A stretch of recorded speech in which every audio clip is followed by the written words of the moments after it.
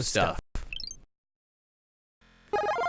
Separated by cosmic cabinets, no longer Brandon and Paul are covered partly by this light. Paul, you're here. I'm here! He's here. I'm alive, guys. Who thought? Who would have known? Let me move Words. this light. Oh, tell us where you've been. At my house?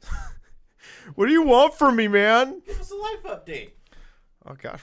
I don't even remember the last time I was here. I know since then I've been engaged. I've gotten engaged. My lovely fiance is unseen over here. She's waving because you can't see, but she's wearing a little Hedwig hat, and it's cute, like she is. And I've been working nights, which is why I've never been here. Yeah, it's been kind of a killer, but we're making it work, right? Yeah. I mean, it's funny because like I went from working early mornings to working super late nights. Yeah, so like I'm just always asleep. just like the extreme ends of the spectrum, but you're working towards not doing that anymore. Yeah, and I'm getting really close. I think, at the very latest, June or July, I'm supposed to be done with like this program I'm working through to become an electrician. And my employer is paying me to go through this program, and it's a pretty sweet gig. But Yeah, I've been looking forward to the day that you're just on dayside again. I mean, it'd be like one nice for this, but like Just on nice top in of that, general. I haven't had time to play games. Like I know we're not to spoil the show, but we're getting ready to like talk about 2019 in review. I actually I've bought a lot of games, but I haven't played that many of them. And that's the weird thing for me, because like this year felt like I've played more games than I have since like I was a kid. Mm-hmm. I don't know what's attributing to that or why that is, but Good games. well, that for sure. But it's been kind of cool. Like I've been finding a lot of time to play games, and it's been really rejuvenating. Because like through college and right after college, it's Yeah. tough. It gets busy. I mean, like as you grow up, like I wish I had a fraction of the time now that I did in like high school or college to sit down and play games. Yeah. And it's crazy to me because like this year I've played 3 RPGs. And like, I mean, do you consider 4. yourself like an RPG man? That like I don't like because personally I don't like really see you that much as like an RPG person to begin with. When like we started the show, RPGs were that genre that I could never like get into. Hello. And like this year and like part of last year, because I went through the whole Kingdom Hearts series last year, it got to me, man. I mean, oddly enough, like one of the things I hate about myself is that like I love RPGs and I get hooked by them so easily, but they're like the huge time sink. And I generally like, in general, like trying to avoid games that are super long. But like, if you look at the games that I did play this year, I sunk 40 to 60 hours into them, and like, they were the things that kind of broke my like cycle in general. Like, usually, I have my schedule. I wake up. I have a couple hours. I'll sit and watch TV and get ready for work. I'll go to work. I'll come home. I'll go to sleep. Repeat. And like, at least like a couple of those games, I found myself like trying to squeeze in during the week, which normally I wouldn't do. It wouldn't be something that like I'd sit down to play games, but like, weekends weren't enough time to sit down and enjoy these games. Yeah. So I made time. It's nice to just like dedicate that period of time and say to yourself, hey, I'm going to do this thing on this day. Like you said, to break the cycle and just make sure that you're, giving yourself time. Because, as you go into adulthood, you get so wrapped up in your job and, your ambitions. Like if you want to work on your career, like we've both been doing, it can get away from you though. So like you got to be careful and make sure that, you give yourself some time. Your you time. Yeah. I mean, right now, like, that's part of the problem with, like, why I haven't played as many games this year is because at the start of the year with my job, it was 48 hours a week. Finally, like, that tapered off. I think I'm getting back into that in, like, the next couple of months. It's probably going to draw me back into that cycle, but oh, well, I make good money. I can't complain. I forgot where I was going with that. Okay. In addition to that, though, I'm also having to spend my weekend time working on school. And so that's kind of been like I know, like, you said you'd even taken a couple days where the only thing you did, like, the whole day was the book work. Yeah, I took a sick day because I had like a deadline for one of my classes, and in like the 10 hours I should have been at work, I finished 2 classes, or 2 lessons. Hey, man, that's great. Like, you're putting your butt to the grindstone. I almost said a different word. But you're making it happen, and I love to see it.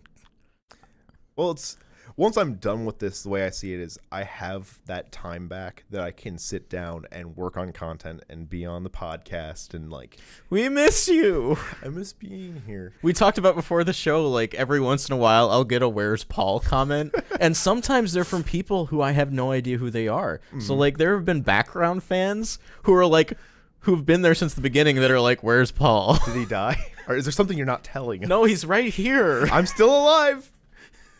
I mean, Surprise. we both went to E3 last summer, Yeah. and that was a blast. So it's not like you're dead. Yeah. Well, I'm just poor. Like that's the other thing. Like, the reason why I've been doing like this program on the side that's like been keeping me from doing all of this is that I want to be able to like make enough from my day job to just live. Yeah, no, I totally get that. And like, once I get done with this, once I kind of fall into that next job, I'm able to, afford to go to E3 and afford to like travel and buy all the games. And What's also cool, and something that the folks at home might not be thinking about right away, is like with the electrician work, that could even funnel a little bit into what we do here. that's actually, I had 5 different options because I'm going into like a trade school program. The reason why I chose electricity, I was originally going to choose plumbing because they make good money. Electricians also make good money, but it also meshes into the film work.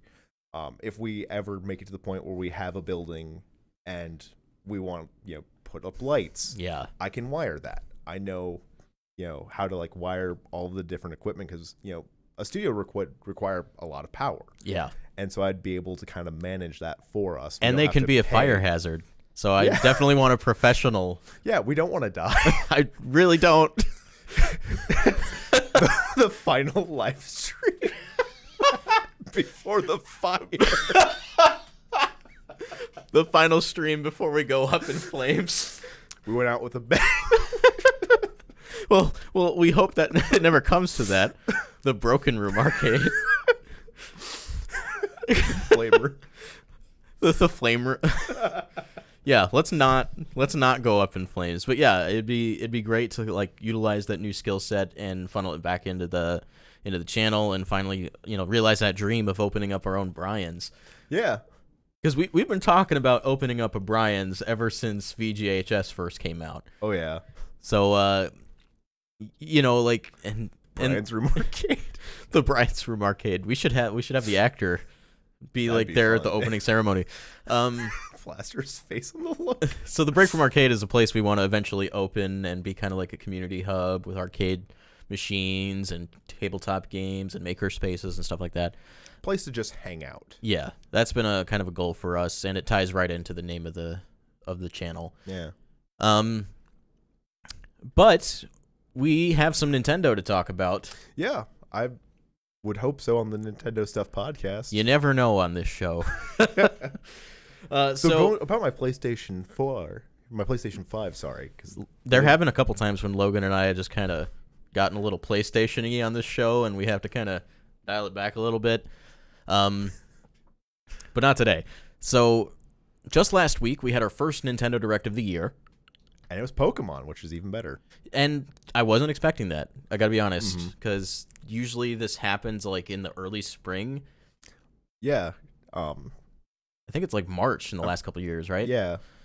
And you're always like the first couple months, you're just kind of like wondering, like, you have like a couple dates from like previous year, and you're just kind of wondering like what's next. Like this year is even worse, I think, than other months, because like after Animal Crossing, I can't think of anything, and it's a blank slate. it's kind of on me because I haven't been like following too much. But I remember asking you, like we were both sat there and like, What is after Animal Crossing? Yeah, it's like Animal Crossing is it right now. But at least we know now that Pokemon does have some releases coming out. Mm-hmm. And the first thing that they announced in that video, they had two subjects they covered. The first was Pokemon Mystery Dungeon DX, which is a remake of the original Pokemon Mystery Dungeon Blue Rescue Team and Red Rescue Team. Which I actually remember having for the DS. I think it was one of the first games I bought for the DS. Me too.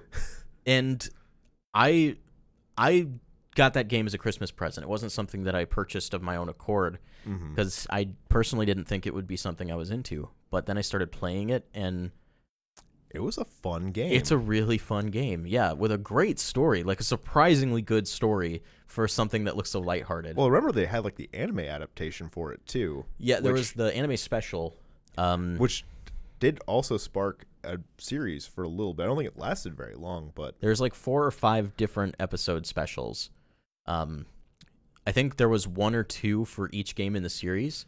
But yeah, it did spark that initial interest for me because I loved the anime. You know, I was a little kid. You know, like we eat that stuff up. It's Pokemon on TV. Wow. So they released a demo for this. The full game comes out in March. We have to talk about March. March bad. March real good, but March bad. I can't afford March. March expensive. Because start selling like plasma on the side.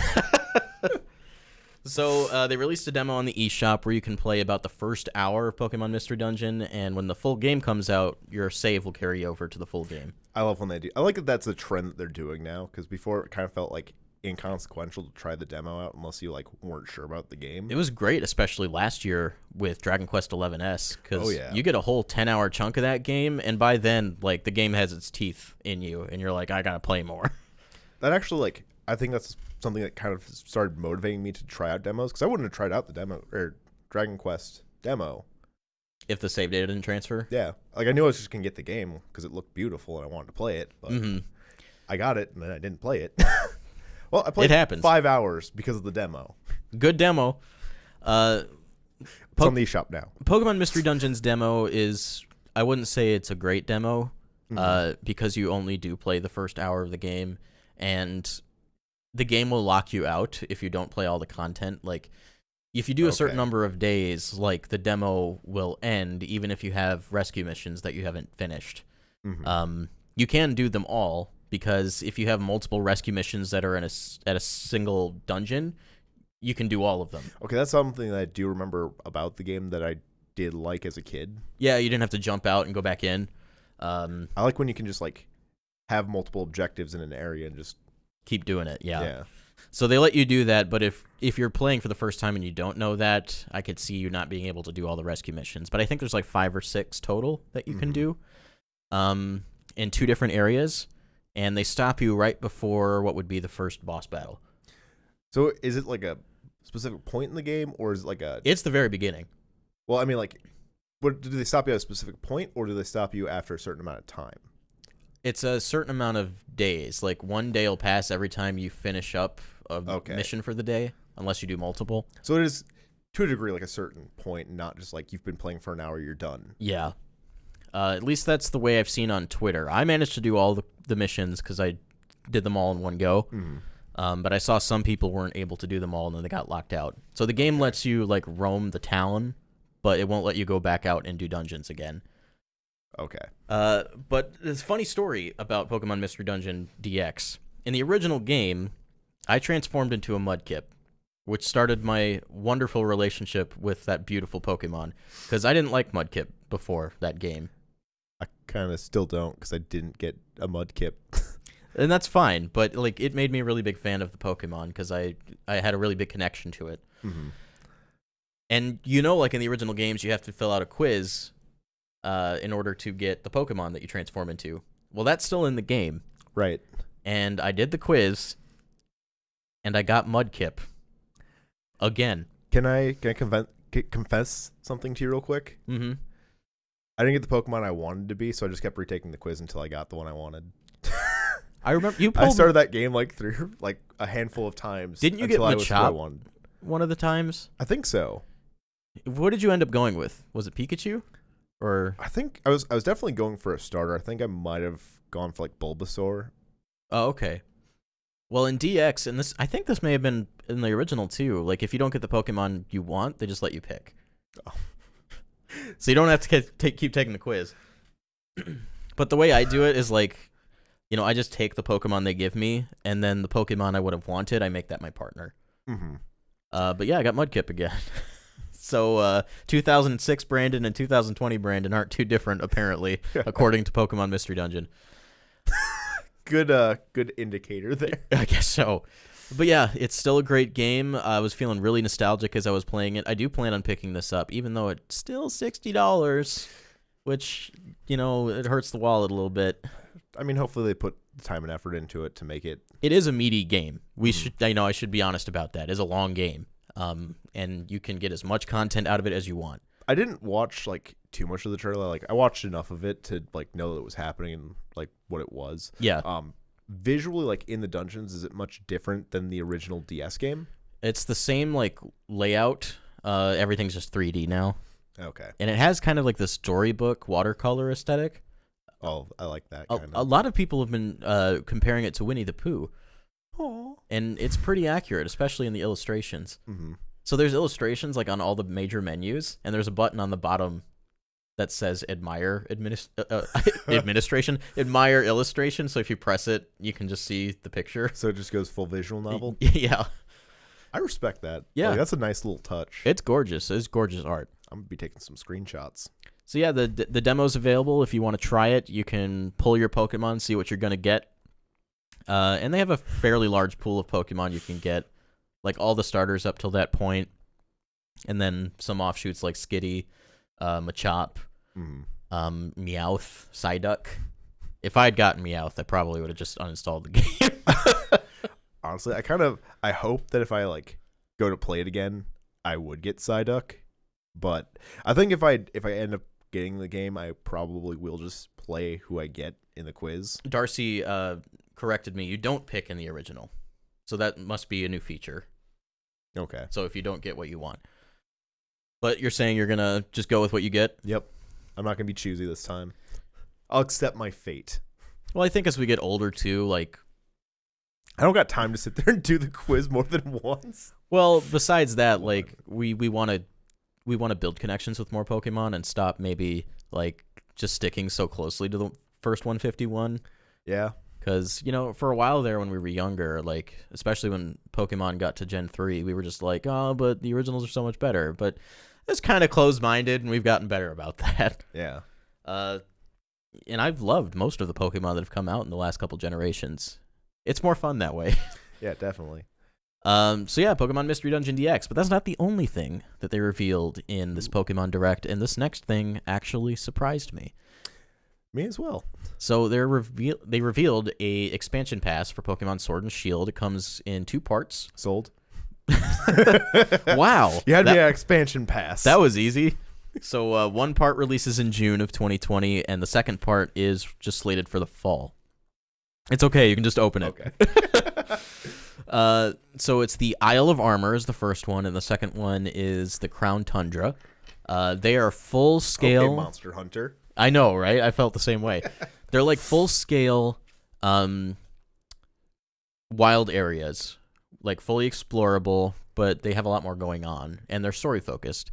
So in the first one, you visit a dojo, and you're trained under Mustard.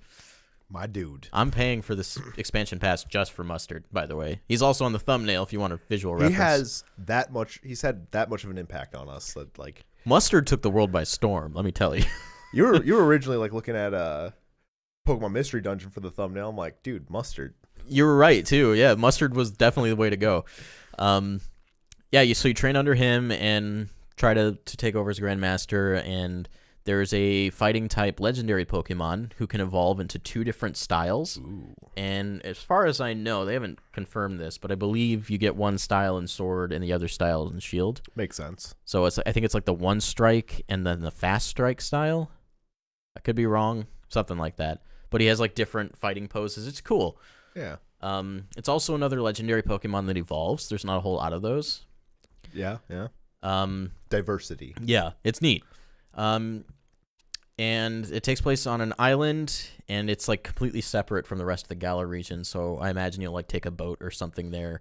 I mean, at this point, there's any number of ways to travel in Pokemon. Yeah, Hop on your Charizard, Take get on your a train, ride train, the Lapras. so many ways.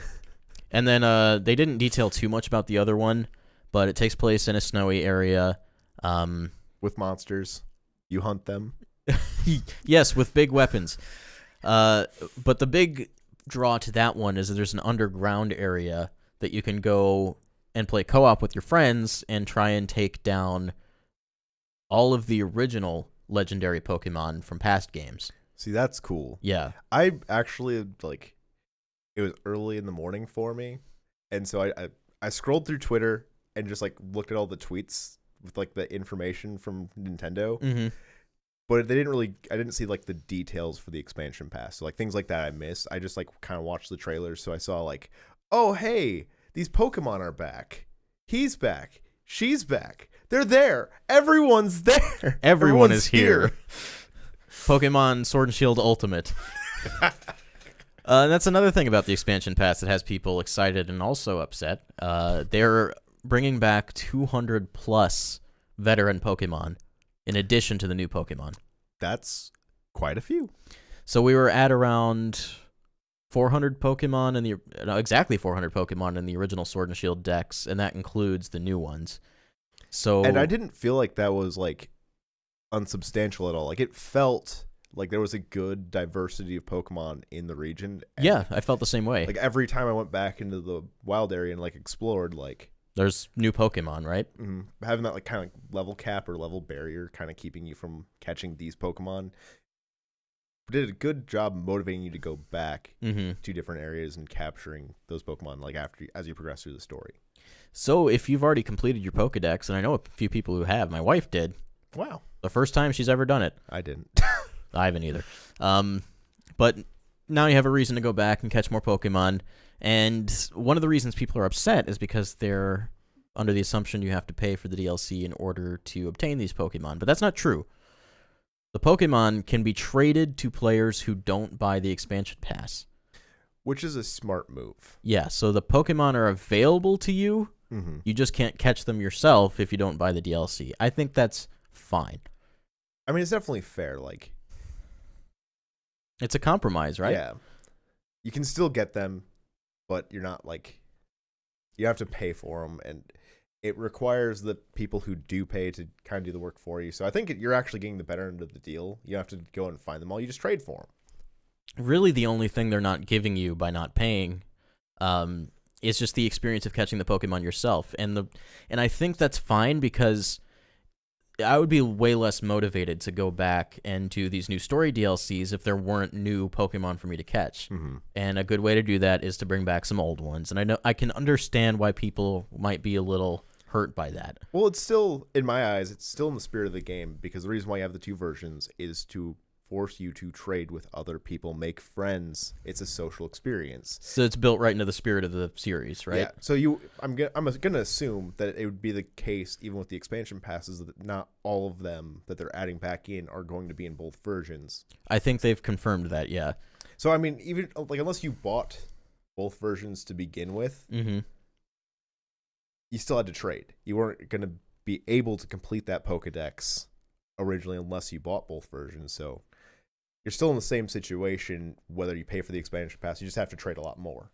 Yeah, I think people are just like misconstruing the perception of this a little bit. And of course, there was a lot of controversy over the Pokedex being cut down quite a bit.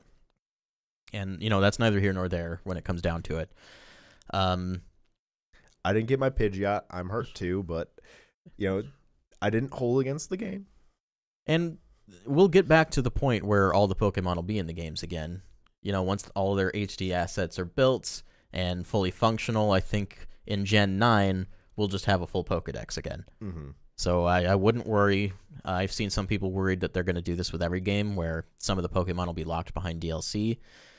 And I don't see that happening. That's not even technically what's happening. Right. I'm going to assume in the future, too, that, like, rather than doing something like that, they might add different versions or, like, whatever the next gimmick is, like, Gigantamax, Dynamax, they might, like, oh, hey, here's a couple more versions of these Pokemon, or like with Yeah, and C that moves, or that would be a good supplement.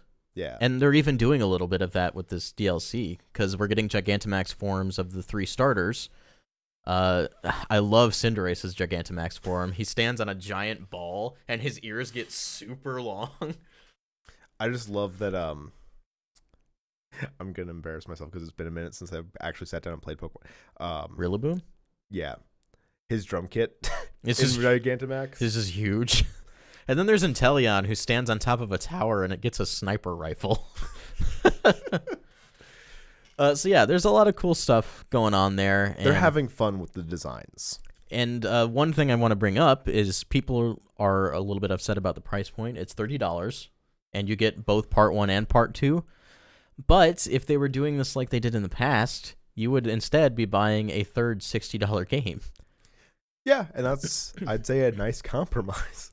And it seems to me like the amount of content we're getting with the expansion pass is more than they would typically add to a third version of a Pokemon game. Right. So it's something new, and I think people are going to take some time to get used to it. I mean, at the end of the day, like, I spent $20 for an expansion pass for Fire Emblem. Like, to me, $10 more for Pokemon, like, the amount of content they're putting into it isn't that bad. I've seen worse DLC packs. Yeah. One criticism I do have, and that's not to say I agree with everything that's happening. We shouldn't, the DLC shouldn't be a crutch. I don't necessarily think that's what's happening. I do believe that they released a complete game. Mm-hmm. But under the circumstances that took place with the release of Sword and Shield, I can understand why people might be a little miffed. Mm-hmm. That said, where was I going with this? I had another part. My other part's gone. I'm sorry. So you have no criticisms then? I have no criticisms. There are none. No criticisms. Oh, I remember my criticism. Thank you. So there's 2 versions of the DLC. There's a Sword DLC and a Shield DLC. Mm-hmm. That kind of rubs me the wrong way. I feel like it should be one expansion pass that would apply to both games. So if you're a player who likes to buy both, then if you buy one expansion pass, it applies to both your Sword and your Shield. I wasn't sure quite where you were, like, what you meant by that, because like the way I interpreted it was like, if I have Sword, I definitely want the DLC pass content for Sword, not. But No, the No, issue is that like, they've split it if up. you have both, yeah, Yeah, so I think it should just be a Pokemon Sword and Shield expansion pass, and not a Pokemon Sword expansion and a Pokemon Shield expansion. That's Yeah. a little crummy, if you ask me, because I know people who have both versions, and they're Right. gonna have to buy the DLC twice. there's the $60. Yeah, there it is. Well, I think like my household, I have Shield, the fiance has Sword, and so we will spend $60 getting the DLC.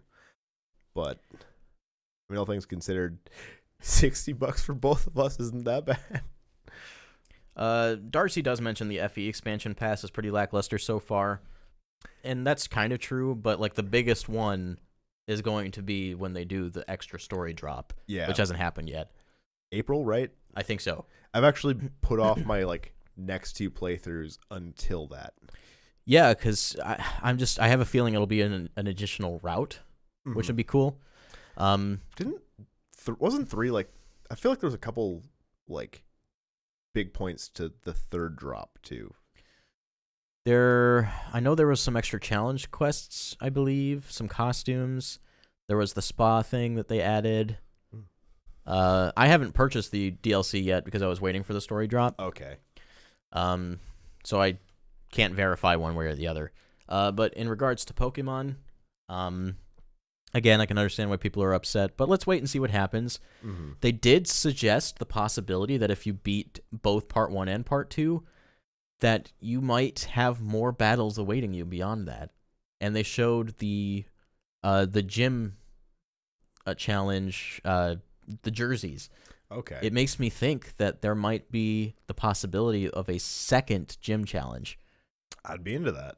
either with the same gym leaders with different Pokemon or maybe new gym leaders. There's some potential there because spoiler alert, we're going to talk about the ending of Sword and Shield. there are 2 characters that you travel with who are next in line to be gym leaders. Yeah. So if they step into that gym leader role, that's a natural progression of that plot. Yeah. I didn't even think about that until now. Yeah, it's a great step forward. I'd love to see that. But that is just, an assumption on my part, but they did lean that direction in the direct. So I there's definitely more we don't know about. Yeah. Well, just another point to make is that, like, regardless of whether or not they added more Pokemon back in, like, it's still a new area to explore with new story. And it's like full wild area, which is great. That's actually, like, one of the things I didn't like about Sword and Shield is, like, I loved every second of being in the wild area, and then, like, as soon as I went back into a town and I lost my camera control, I didn't like that as much. I have a theory that Pokemon Sword and Shield began development as 3DS games. That would make sense. And then, they did Let's Go. They were working on Let's Go, and then the Switch was getting successful, and they're like, okay, let's shift development over to the Switch. Because if you remember, in the early days of the Switch, Pokemon Company and Game Freak weren't really on board. Right. And they were vocal about that. So, I think they were 3DS games first, and that accounts for some of the things we've seen in the game. That might even account for why not all the Pokemon are in there. Yeah. Wasn't there, like, I remember one part of, like, why people were upset that the whole, like, National Dex wasn't there was that, like, they mentioned that they needed the HD assets, but I think the assets ended up being, like, taken from Pokemon Go or from 3DS. 3DS. Yeah. There's evidence, but we can't really prove anything. We just have to take Game Freak at their word. Well, they might have found that, like, that might be the case if it had started as a 3DS game. Yeah. Is what, yeah. So we can't really say one way or the other, and I don't want to, like, build an argument based on conjecture, which is what all of the internet did. But deep down, isn't everything just conjecture? You're right. When it comes down to it, that's what the show is built on, is conjecture. But Game Freak aside, I feel like these will be good. Definitely. I mean, I saw Expansion Pass, and I was like, and I watched, like, just the trailer without any of the information. Just saw, like, the different, like, artwork, and then I went and bought the Expansion Pass immediately. This has bigger implications too. That means there's not a Pokemon game coming out this year. That means they can spend more time on whatever Pokemon game is next. You see, you just saved me $60. I didn't, like, I saved $60 from it there not being a third version. I saved $60 from there not being another game this year. I just saved $120. They can have 30. So this expansion pass is technically the Pokemon game for this year, and I like that strategy. Because next year we're probably going to get Sinnoh remakes, and it'll probably iterate on the engine that we have now, and then Generation 9, I have a feeling, will go full wild area and beyond. Which I'd be excited for. I mean, I like the direction they're going, definitely. Like I said, the only thing that I was kind of about was just going into the cities from the wild area, because the wild area just felt good. And the cities didn't even seem as big as, like, even X and Y. Like, Lumio City is really grand and large, and most of the towns in Sword and Shield feel no bigger than the ones from the Kanto region. Yeah. And it feels a little prehistoric that way, but like I said, I feel like with Gen 9 we're going to get that full conversion, because they've only just started working with the hardware. Yeah, they'd only just now, like, getting their feet wet and figuring it out. HD is new for Pokemon. I don't think that Switch is going places. It's not the future. And they had their stock in the 3DS. Well, I mean, they made bank on the 3DS. Pokemon had been there for, so long. And who doesn't have a 3DS? Everyone and their mother had a 3DS. Everyone and their mother had a DS. Like, handheld is Pokemon. Pokemon is handheld. And I can understand why they'd have reservations about that. Pokemon sells handhelds. The Switch is also a handheld. Who thought? Who would have known? My mind's blown. I have a feeling like the prospect of Pokemon and Animal Crossing was a big reason why the Switch Lite exists. get consoles into the hands of the more casual players. Less expensive. They are handheld, so it won't be that different for people who are buying it for the first time. I mean, I've never held one. I haven't come across them yet. Do you know, are they like slightly sturdier too? Yeah, I mean, the big thing with the regular Switch is the Joy-Cons kind of creak. Yeah. You don't have that on the Switch Lite because it's all built together. Mm-hmm. But overall, I'd say that was a pretty exciting direct for the start of the year. It's the longest Pokemon direct we've ever had. Well, it put a couple more dates on the horizon. March. Yeah, it put another March date, and then June, and then sometime in the fall. Okay, yeah.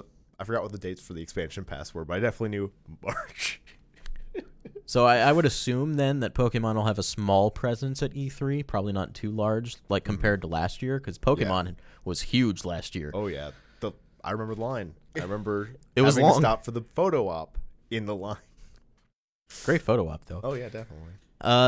So that's really all that's happened new since the Game Awards, because we had the holidays. I told you guys we'd be on a small break, and we do that every year. So news has been kind of slow. So with that, I want to kind of take some time and look back at 2019 and see. There it is. Wow, I found it. It's been here the whole time. Look, it's 1985. Too far. Too far. Go back. Yeah, just talk about how Nintendo did. Now I need my notes. Yeah, I need my notes for this too. So Nintendo's releases, like the first kind of big game of the year, and I wouldn't even call it big. The first game of the year. I like your notes. Those are my other notes. Was New Super Mario Brothers U Deluxe in January, which was actually kind of nice for me because I didn't get a chance to play that on the Wii U, and so and that's the never-ending story with these ports, right? That's why they exist. That's why they keep porting them. But it was exciting for me to actually have the opportunity to sit down and play that. I got to sit down and play that with my fiance. Shout out again. She's not sitting over there anymore. And it was built in with a little new content with P-Chat. And they also added the Super Luigi U DLC just into the base game. Yeah. I think it was also kind of a nice compromise rather than continuously making the new Super Mario Brothers series new entries every time. I didn't feel like the Switch needed a specific one for the Switch. You're right. And so this was, again, all the ports from the Wii U that need to get rejuvenated. Yeah. To me, the Wii U and the Switch kind of are the same generation to a degree. For the most part. And so they just they're extending that. Yeah. Another thing about New Super Mario Brothers U Deluxe, and yes, so it's interesting that this happened in January because just 5 months later, Super Mario Maker 2 came out. Did they even announce Mario Maker 2 before they released Super Mario Brothers U Deluxe? Mario Maker 2 was announced in the February Direct. So New Super Mario Brothers U Deluxe was out already. Okay. But it's just interesting that those two games released so close together. To me, it kind of makes sense. It has that engine in New Super Mario Maker. New Super Mario Maker. Oh God, they're gonna make New Super Mario Maker. That should have been the name instead of Mario Maker 2. That's what they're gonna call it in 20 years. Yeah. But they have I derailed my train of thought with that.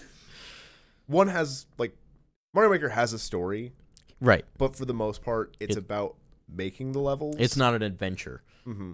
Where New Super Mario Bros. U Deluxe has those levels and a story connecting them. Yeah, so it kind of fills that hole in the Switch lineup. Yeah.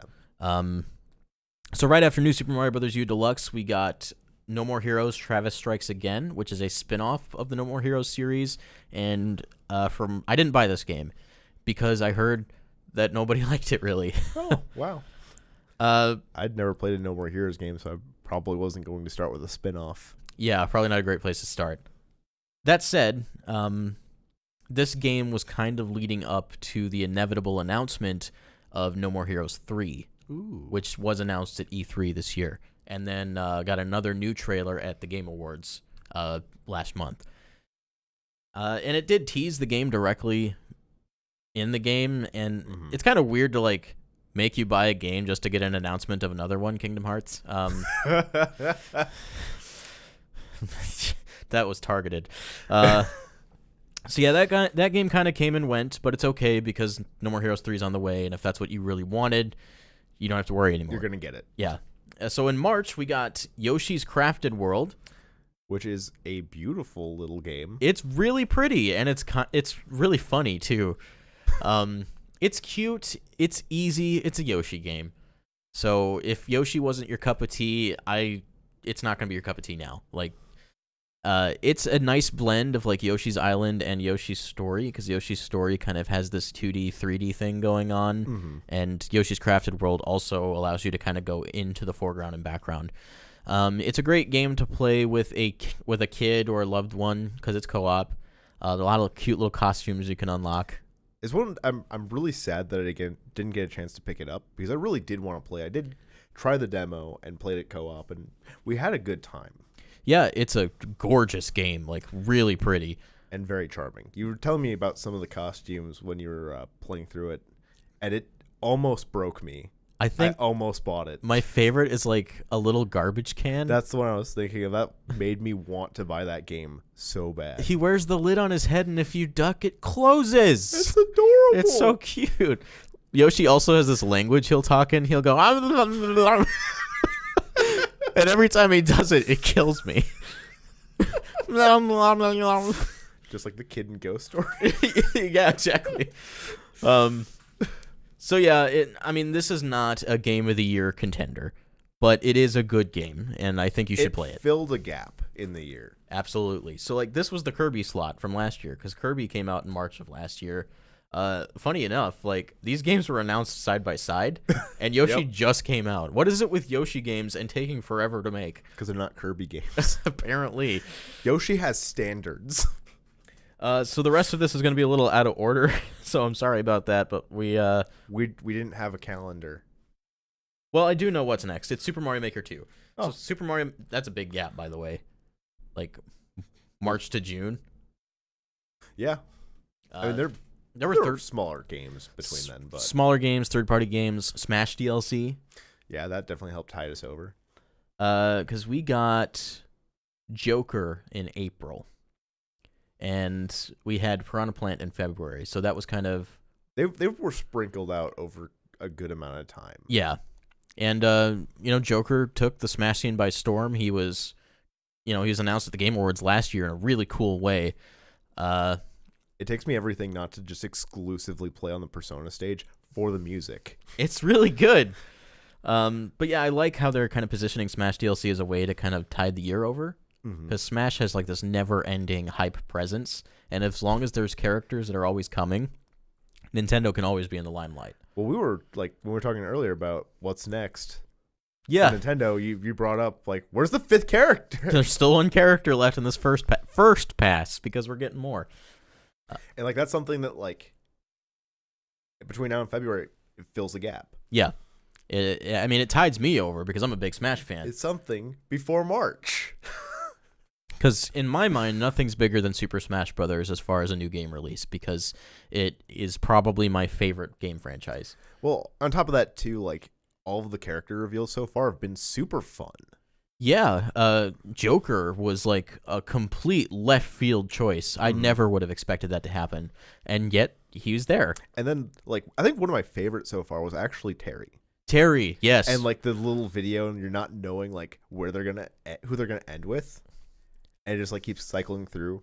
And then there was that like 50-minute video of Sakurai just playing as him and explaining him. We all thought he was going to announce something else because it was so long. But no, he really just wanted to talk to us about SNK. And it was really interesting. Definitely.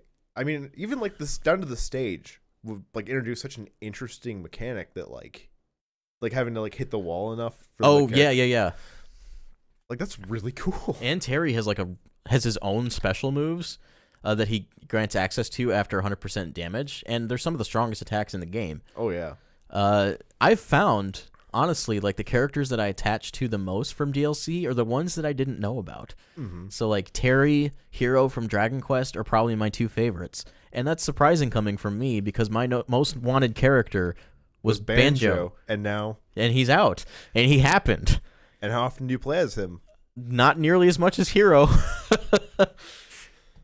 Actually, like, Hero slowed me down in Smash. Like, I stopped playing Smash nearly as much because my fiance just got really good with Hero, and like, the amount of salt it's generated for me is like, You got to be really good at your sight reading if you play Hero. damaged our relationship.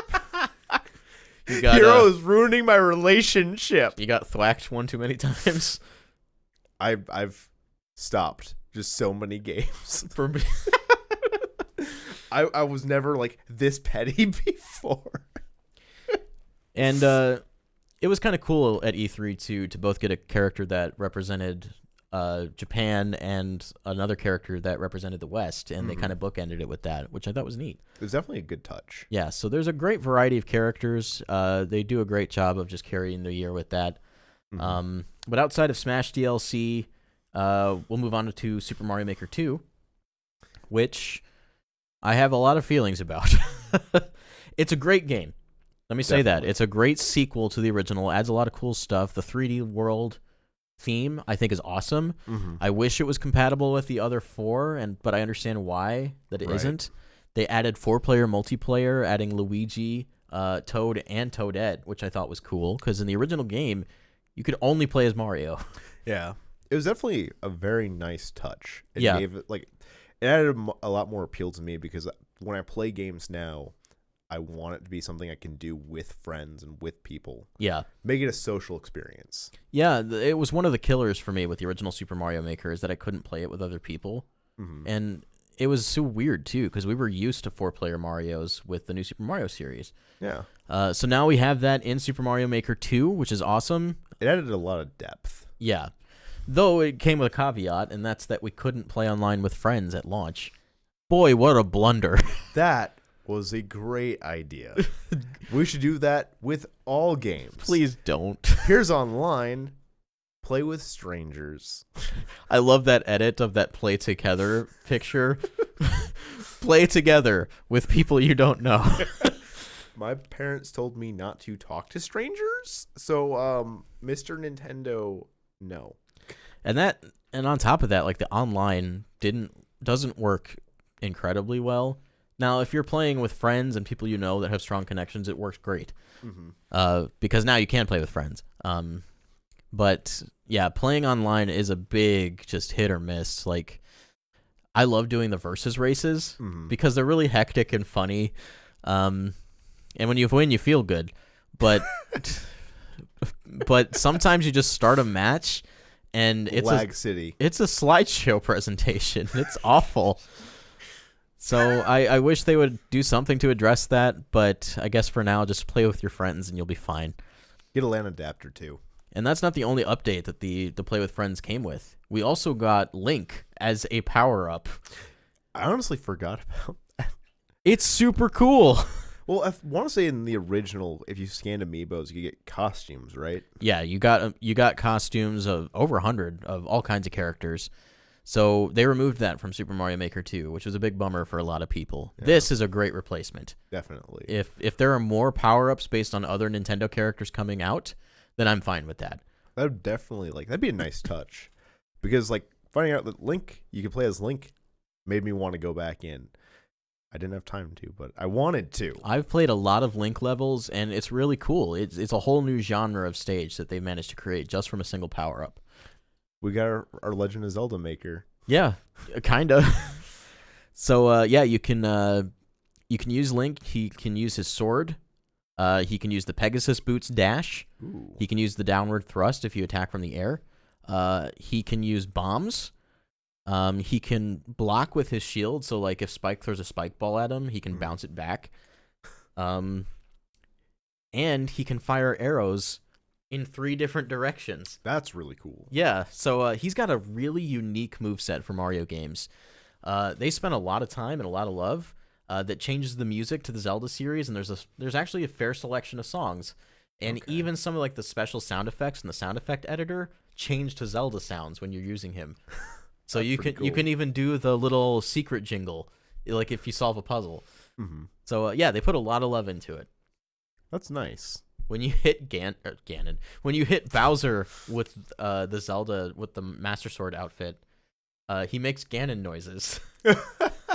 That's a really nice touch. Yeah, so that's a great update. It came way too late, like 5 months after launch. I had definitely stopped playing. I didn't honestly play Mario Maker as long as I should have or wanted to. Mm-hmm. The nice thing about that is I'm sure like the community is still pretty lively, It is, yeah. and so like I can always hop back into it anytime. I actually bought the original Mario Maker and then never put it in my Wii U ever. Well, it being on the Wii U is probably the biggest reason. Well, but I think by the time I would have even like played it, the community would like it just wasn't as lively. Yeah, I mean it's pretty big now. They also added the Ninja Speedruns mode, where it's a Nintendo crafted course once a week, where you rank for the highest speedrun. That's a nice touch because then people love speedrunning. Yeah, it's a very popular mode, and it's cool that they're like Nintendo developed levels. Mm-hmm. So yeah, I think the support for this game going into 2020 is going to be pretty cool. I think we're going to see more power ups, new game styles, because there's going to be more. Oh yeah. I'm putting my bets on Super Mario 64. I think that's the game style we're going to get. But I mean, it's going to be side scrolling, obviously, but it'll use all the art and assets. Hear me out. Galaxy. That would be so the gravity. Yeah, exactly. If you could put like little planetoids down, oh my The god. little, like the stars that you like jump into to shoot you off to like the next planet. You're doing things to me, Paul. If we get Super Mario 64, which I think is great for nostalgic reasons, and Odyssey really brought it back to the forefront, that would be great. Galaxy had, like you said, with the gravity, has so much gameplay potential. I mean, even like a Sunshine and like making like flood-based platforming. That would be awesome. And they could even add Odyssey and like make it so you can capture the enemies, and that would be a big thing. That'd be a fun mechanic. They can use every 3D Mario and get something really cool and different out of it. Yeah. I think that's a testament to how varied the Mario series has been. Yeah. I feel like too with going back to like Galaxy specifically, I felt like they had like a good like linear set of levels at times. So I think like that one in particular is the most like standout to me for like adapting it Because it's like a natural match. Yeah. But I would love to see every single one of them represented. At most, I think we're probably going to get one. Mm-hmm. And who knows what that'll be. For all we know, they might just go ahead and make it Odyssey since it's, it's recent. Yeah. But who knows? I would love it if they just kept adding styles, because I'd be more than happy to pay for them. Oh, definitely.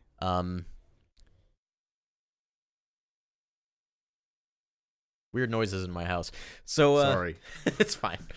So we'll see what happens with that. After Super Mario Maker 2 came one of the greatest games of 2019. Marvel Ultimate Alliance 3, right? When did that come out? I can't remember. I'm your memory of all of this is much better than mine because I don't remember the timeline for this anymore. It came out around the same time. It was after E3. Yeah. It was around the same time as one of my games of the year, Fire Emblem Three Houses. Fire Emblem Three Houses, man. That was a game. Is that where you're going next, though? Yeah, we're talking before Fire I Emblem. gush. We're talking Fire Emblem right now. Oh my god, Fire Emblem. What the heck is this video game? Good. It's very good. I never in a million years expected it to be as good as it is. Well, I had a lot of discussions about this game with coworkers. And one in particular, like, we started off gushing about Awakening. And I mentioned that, like, I had the Fates games and just never really got into them too much. Yeah. And same here. He made a lot of points that I can't really remember right now. But there was something about Three Houses that just kind of like returned to that form of Awakening, like kind of capitalize on what made Awakening so appealing as a Fire Emblem game. Like from an accessibility standpoint. Yeah. Yeah, Awakening was like the first game in the Fire Emblem series that really tried to cater to people who were new to it. And it resonated with a lot of people. I remember playing that demo on 3DS and just being blown away. Oh, yeah. I think I had other Fire Emblem games, but it's the first one like I sat down and beat. Yeah, same Three here. Houses is the second Fire Emblem game I sat down and beat. And I'm not done with it, which is the incredible part. I put 60 hours into it at a time in my life where I don't have 60 hours to put into a game, but I made the time. Like every day I'd wake up, I'd make like breakfast, I'd play Fire Emblem, I'd go to work wishing that I was at home playing Fire Emblem. That game is just so good about making you care about your students. Definitely. I was going to be Golden Deer, and like I met Dimitri, and like I took the time to like meet all the students and like know who they were, and like I loved everyone in the Blue Lions house. I loved them before I even really got a chance to know them in depth. And like that like passion and like attachment to these students kept expanding as you go. I mean, that's the thing with Fire Emblem, like you get attached. You develop like the characters, you right. get to know more of their stories over time. I just imagine being the person like coming up with all the scenarios and whatnot, and like the relationships. There's a testament to that too, because like all of the support conversations you can have, they're really good. Oh yeah, like they really delve into these characters, and even there's a couple characters in the Golden Deer house who knew each other before, being students, and they had a past and like a turmoil between each other that you get to see get resolved. That also, I think, there are a few characters in like Blue Lions that like had rivalries that were rooted in like their childhoods, and like I think like the relationships between like their families. It was a really nice touch. Yeah. I was not prepared for how much I was going to care about the students. And speaking of the students, like it's so customizable what you can make them. You can make any student into anything that you want, which is so good. Yeah, it's so good. I had like a really fleshed out team. It was funny because like our friend Josiah, he also picked Golden Deer, and we were just talking about how different our lineups were despite having all the same students. I think not to change the subject too much, but I think one of the things I loved the most was like recruiting other students from other houses, and like I spent so much time in strategizing like how I was going to develop characters and how I was going to develop myself. Like I changed how like my avatar character like developed based on like who I wanted in my house. Oh, okay. So I spent so much time like kind of like learning like what they're looking for and raising those stats and making it a point to raise those stats. And the things they excel at? Yeah. And like with the individual like students, I spent so much time like trying to figure out which of their stats I should develop, and picking which path I want them to go. There are certain characters that like they might not have been passionate about long range, but I needed a long range person. They're kind of decent at it already, so you get a bow. You get a bow. And the game also kind of encouraged you to kind of multi-class them. Yeah. So like I have some students who were good at both types of magic and became like a grimoire. I think like some of the exams, like to change their class towards like the master classes. Yeah. I think you need multiple 2 or 3 skills for them. Also the way that all kind of plans out, so they make it so you can see pretty much everything, like all of the class examinations through master rank, so you can plan ahead. Yeah. And so like I had plans for Raphael, my big meaty lughead that I love dearly. He was the one that like I had to make my avatar so good at brawling because I needed Raphael. Raphael was my crutch. He had like a 50% crit rate. He attacked 4 times per turn. that was the one thing that like once I started developing that skill, I realized how good being a brawler was. It's a great class, yeah. I actually like there were 2 or 3 other characters like you're getting gauntlets. You are going to learn how to brawl because it is good. I had Lysithea trained in all forms of magic. So like light magic and dark magic, so she could heal and also just do oodles of damage. It was so funny because she just had like so many tomes. Which is a change to Fire Emblem Three Houses that I appreciated, is that they got rid of a lot of the books. Like, for the most part, most of the magic you don't have to replenish. It just gets replenished after a quest. Yeah, that actually was something that was very exhausting in the old games. Yeah. Like having it so like you can use it a certain amount of times, but you don't have to like buy another book when you get back. Yeah. Was a nice touch. You still have to buy and replenish your weapons, but it never felt like too much. Yeah. Usually like about the time that like a type of weapon was wearing down and I was thinking about repairing it, I unlocked like the next level. So if I was at like the steel, like I'd unlock the silver. Yeah. And so I'd be buying the silver. Yeah, the pacing to the upgrades was really, really solid. Mm-hmm. And I always seemed to have just enough money to get everything I needed. Definitely. And then you also had the advantage of being able to sell off some stuff.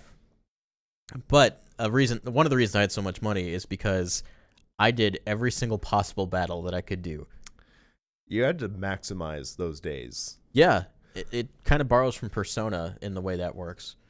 It borrows a lot from Persona, I'd say. But one of the things that, like, speaking of, like, the changes that they made that I didn't necessarily like was the shipping. I missed being able to ship characters, and going through, like, those support scenarios. Right. Killed me because it's like, I want you two to be together so bad. I wonder if they took it out because they couldn't find an excuse for the kids to come back. They could have just dropped that. And I would have been fine without that and just like, oh, hey, they got married, now they're S rank support. I mean, spoiler alert, Byleth does get to have a relationship.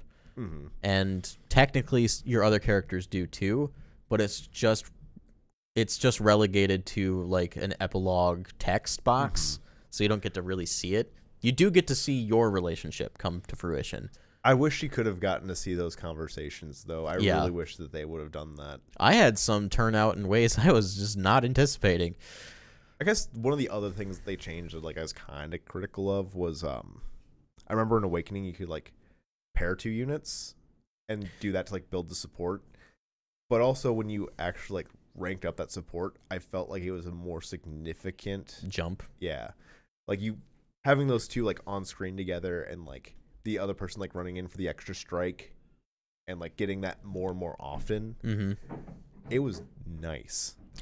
I could see kind of shying away from that when you have the armies there, but they gave you a different type of advantage for having units together. I can't remember what it was. Is it accuracy? It might have been. Or like a higher crit rate? I know like there is a bonus you still get, but you're right, it's not as like significant. So I think it might have just been the pairing element where you could have like 2 units on one space. Oh, right. Which was also just like OP because it add to like the attack power, I want to say. And you could also save a weaker unit and they'd get experience points from battle. Donald. That's how you Donald. That's how you Donald, and then once he's strong enough, he's the one pairing up with other weak people. He carries. He's a tank. Don't dismiss the Donald. But yeah, despite all of those like small critiques, it was such an incredible game because we haven't even touched the story yet. And right. I think it did like what Fates was trying to do in a much more successful way and by having those like 3 like stories. Technically 4. And soon to be 5. Yeah. I had a coworker that put 200 hours into the game and like to do every route. Mm-hmm. Wow. And like I've talked to him, like gotten his opinions on it, and like the way they present the story, you miss so much by like doing the route. Like when you compare all 3, you're getting just a small slice of this like overarching thing. Yeah, there's like a lot of elements to the lore that come together if you play every route. I've heard like you get the most like information and like context from the Golden Deer, so you probably have a lot that like I don't know. I did learn a lot of things, yeah. Um, But you also know next to nothing about what's going on with the Black Eagles and the Blue Lions. Like, you learn about the church and the church's people. yeah, But I know that things have happened to the Blue Lions. I have no idea what. it's bad. It sounds The bad. game made me cry profusely. It's funny because like I was Blue Lions, my fiance was Red Eagles, and I think Michaela was too, right? The Black Eagles, yeah. Yeah, sorry, my colors, you know. Well, they are red. They should be the Red The Eagles. red ones, the bad guys. Me and my fiance fought a lot about who was right and wrong because like we both had our own perspectives on like what was happening with those characters. Thanos was right. And like yeah. We talked a lot about like what happens to, you know, Dimitri versus Edelgard. Mm-hmm. And like for her playthrough, spoiler, there's a time skip. Nintendo didn't really hide that. I know. What happens to like Dimitri in my playthrough was dramatically different than what happened to him in hers. With her playing as the Black Eagles? Yeah. What choice did she make with the Black Eagles? Spoiler alert. I forget. And she's not here for me to ask. Because my wife didn't go with Edelgard. I want to say that that's what she did too. Because I Which- was trying to get her to do the opposite. So Because that's way cooler. yeah. The thing though I've heard is that if you don't go with Edelgard, you get almost the exact same kind of plot as the Golden Deer. Okay. They do I- have different endings though. I told her like what happens to Edelgard in like my route, and it goes in a very different direction than like how it went in her playthrough. We should talk about that though, or later on, because I imagine it's probably different than how things went for her and mine then. Yeah. We'll have to sit down and compare and contrast without spoilers. Because I remember the scene with Edelgard and mine being pretty intense. Like all I can really say is like for me, like what happens to Dimitri was very heartbreaking, and he comes out of that time skip a very different person than how he goes in. For her, Kill every last one of them. for her, he was like pretty much the same. Like he didn't have like Really? he looked like he went through traumatic experience in mine, and for her, like he looked the same, like just an older version. From what No eye patch? I don't think so. She's also again not here for me to confirm. But Oh, I didn't if I know remember that you correctly. could get a good outcome for him. yeah, and then for her, like for Edelgard, it does some really weird stuff, and it goes in. I think they definitely like ship the game as Edelgard is probably the route that they want you to play the most Mhm. because there's a lot of variability in that one. Golden Deer is Golden Deer, and I imagine Blue Lions is Blue Lions, right? Yeah. There's no branch. Yeah, So like Edelgard is definitely like, this is the one we want you to play, Mhm. but you should also play the other two. I definitely think there was kind of a desired order in Black Eagles, Blue Lions, Golden Deer.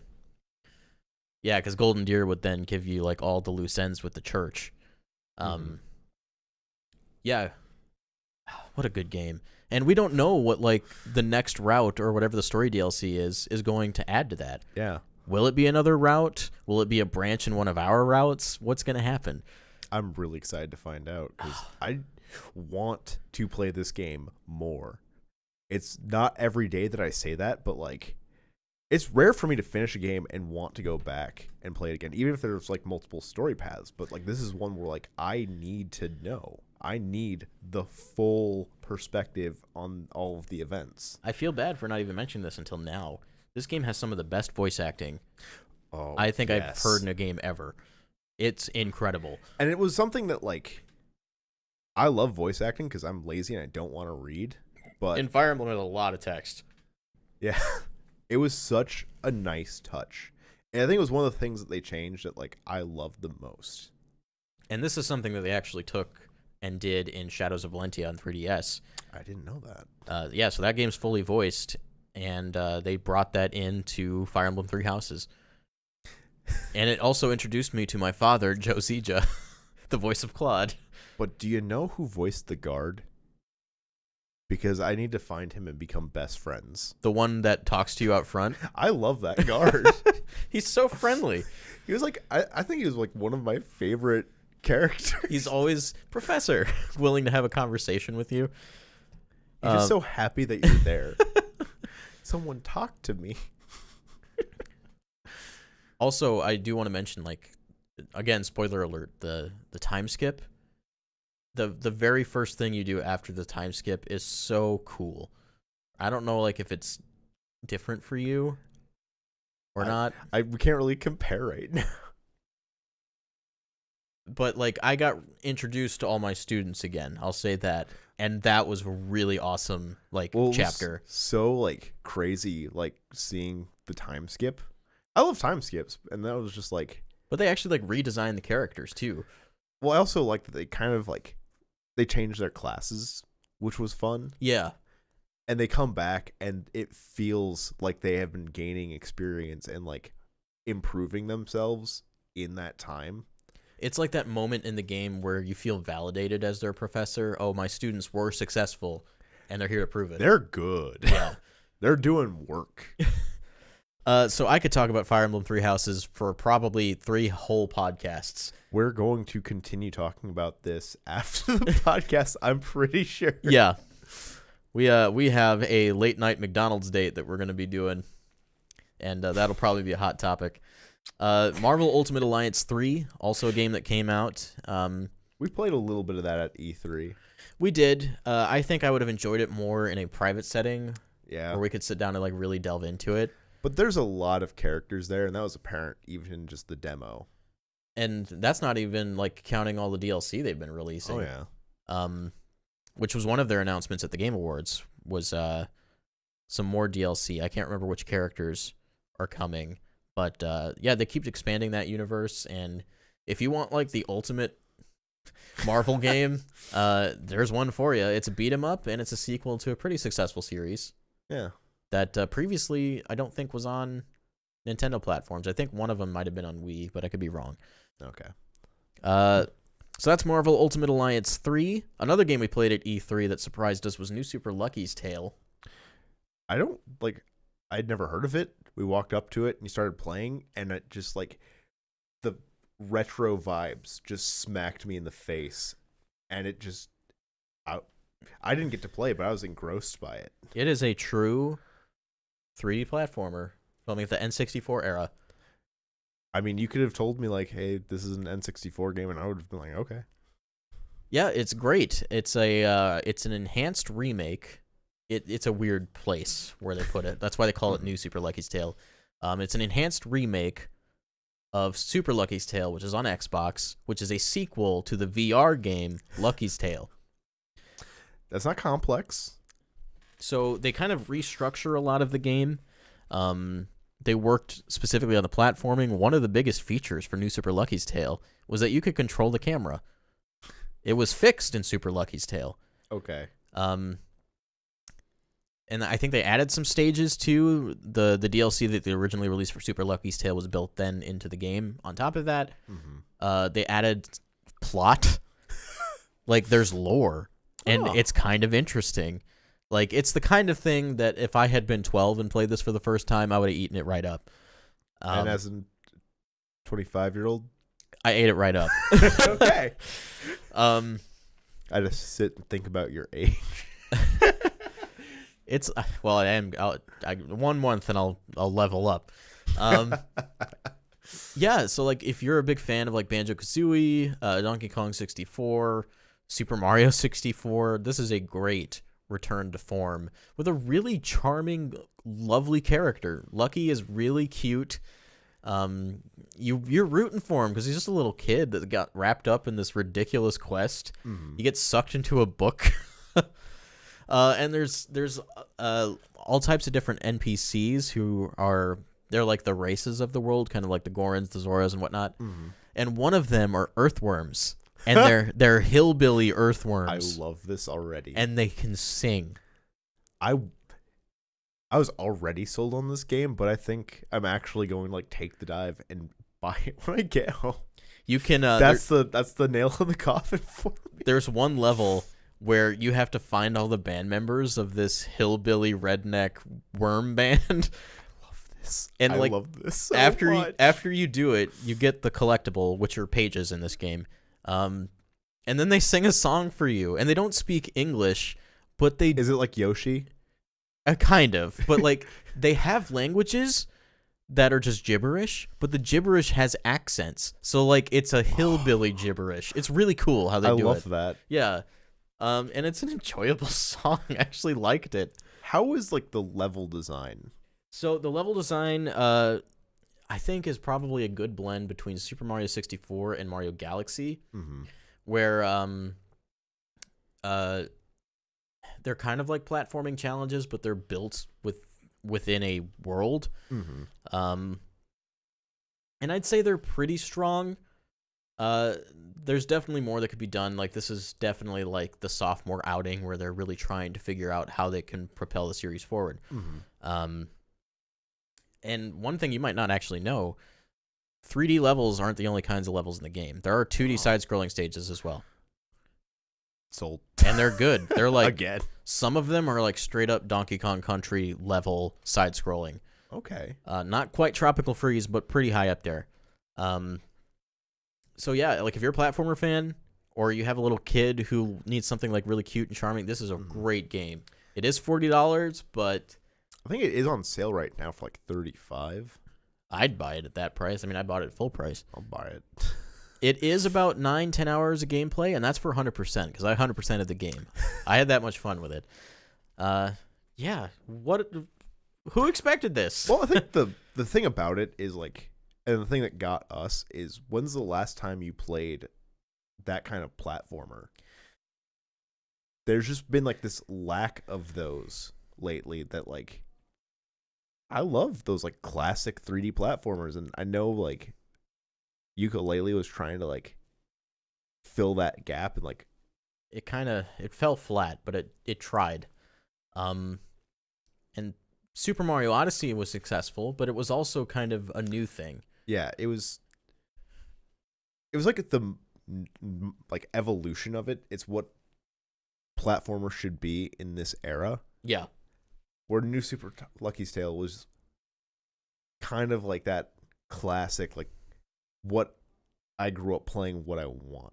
Yeah. Like the nostalgia of it just like hits you. So if you haven't this is the first you're hearing about it, like look up a trailer and just look at the game. There's also a great video on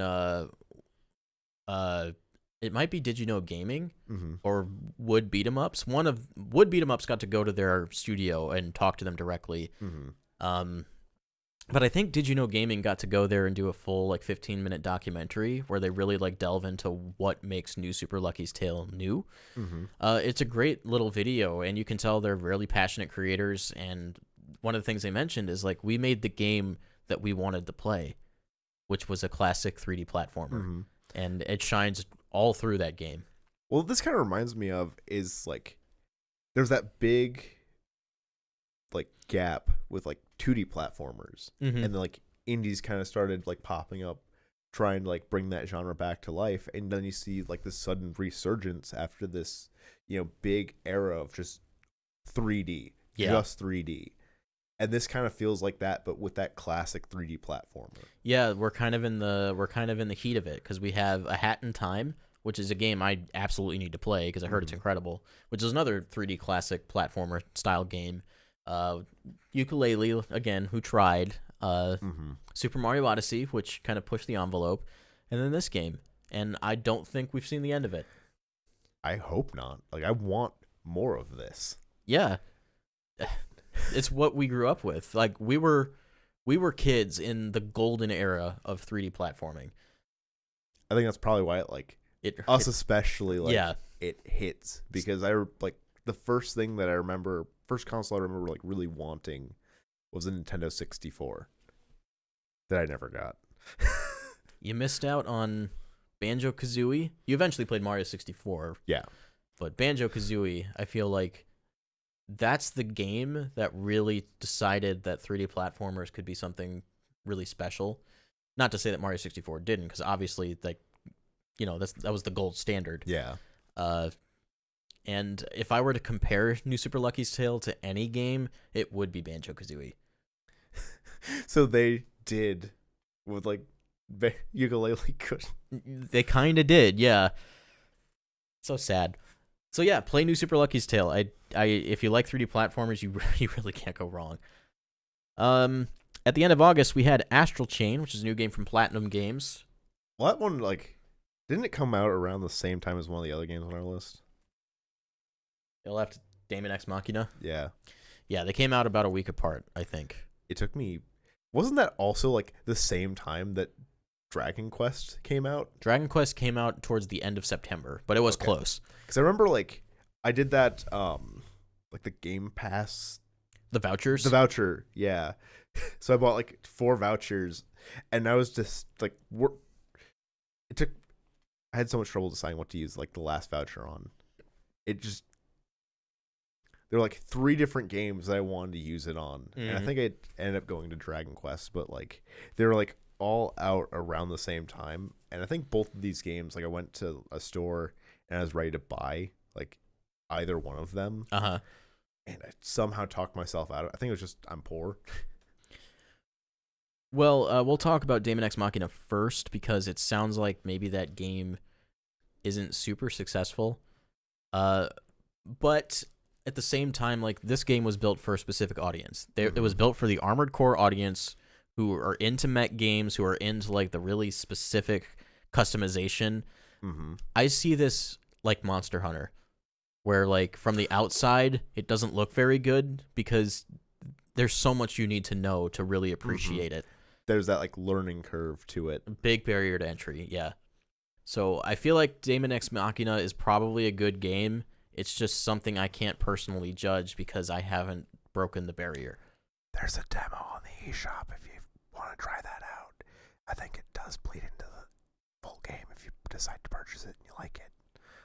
And that's the second demo, because originally they did that first one where they then asked for feedback and like, how can we improve things? And they did address some of that stuff. So good on you to Marvelous, who I believe the developer is. They also have released some DLC. And it's really cool DLC. I don't know if you know about this, but... I don't know anything. They added the Lancelot. Okay. From Code Geass as a mech. And a costume for Suzaku. Yeah, I'm going to be honest real quick. Like, I think part of the reason why I haven't been on the show in so long is just you selling on so much stuff that I can't afford. Well, I'm not trying to make you spend money. You're doing a darn good job of it, though. Like, I did try out the demo, and I liked what I played. It's actually, like, the giant mech genre is one that, like, I have wanted to get into. I've been kind of wondering, like, what a good game in that would be to, like, try and... Yeah. I think Daemon X Machina would be a good starting point because it is kind of designed with a Monster Hunter gameplay loop. Okay. Where you go into quests with up to 4 players, and you get parts, you build your machines... There is a story that apparently is pretty poopy, but, you know, that seems to be a theme with this kind of game. I mean, who plays games for the story? Dragon Quest. But one of the things, especially I heard this from Nintendo, is that there's not a lot of multiplayer missions, and that's kind of a downer, because that's kind of the reason I wanted the game. That would be make it a much bigger, like, selling point, yeah. If it was something you just actively play with other people. But who knows? Yeah, I was going to say, we live in an era where at any point... they could update it. Yeah. And I think they have actually added more multiplayer missions since the game is launched, but still maybe not enough to... make it like a true blue, like, multiplayer experience. Yeah. On one game that is a multiplayer experience is Astral Chain. But I've heard that playing this game multiplayer is actually worse than just playing it by yourself. I honestly feel like that's a lot of, like, co-op games, though. Well, it's interesting in this case because like the hook of this game is that you're a character who is linked with a chain to another character, and And astral chain. you might say that, and you control both of them at the same time, one with each stick. So like your main character, you run up and attack normally, and I think what you do is you use the right stick to move the other character near the enemy, and they will auto attack. Okay. So it sounds like it's kind of hard to get down, but once you do, it seems like it's really rewarding because the trailer for that game was so hype. That game like pulled me in. The trailer just like made me want it, which is why it was so hard when like that Daemon X Machina and also Dragon Quest. Dragon Quest like dropped around the same time because I can't afford all three. But boy, do I want them. Yeah, this is a game I'd like to get to at some point. I'll probably buy it if it's ever discounted, like a decent amount. Because I like Platinum Games. I love the Bayonetta series, and you know they're good at action games. That's their thing. So I'd like to give that a shot. Of video games is Dragon Quest XI-S, and this is You don't have thoughts on this, right? no, we're gonna skip past this. No, Dragon Quest XI-S is my game of the year. It's the most incredible RPG I've ever played. You've like I wish I had the time to devote to it because I definitely loved the demo. It was enough to make me decide like I need the full game. I just haven't been able to sit down and give it the time it deserves, but I know that like I'll be rewarded when I do, because when you gush about a game like you did Dragon Quest, like of all the games I've played in this decade, from the story, the characters, like the character relationships and just their dynamics and their personalities, it's one of the most enjoyable cast of characters I've ever had in a party. Like, I don't know if you got through the part where you escape the castle with Eric. I think I stopped the demo like just after that. He's such a bro. Like, he becomes your best friend like immediately, and I loved him.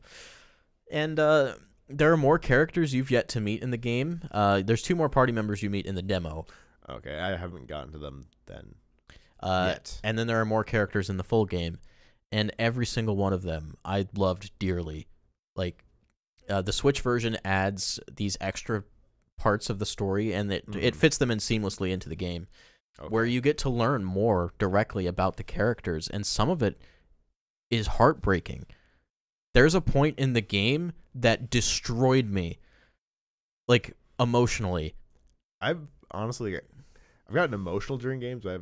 The few times I've had a game like genuinely like devastate me, like it's a different kind of feeling.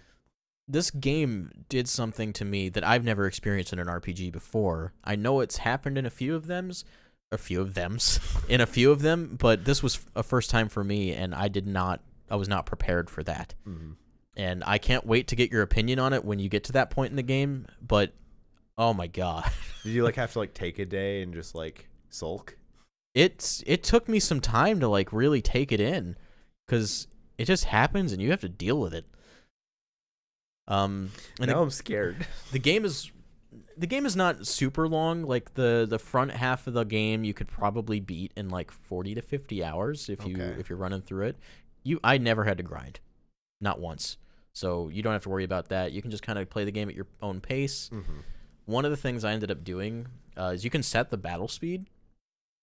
So I set it to like 2 or 3 times. And the battles are just like that. So, like, you never feel too bogged down, and it doesn't have random encounters. Which was also a nice...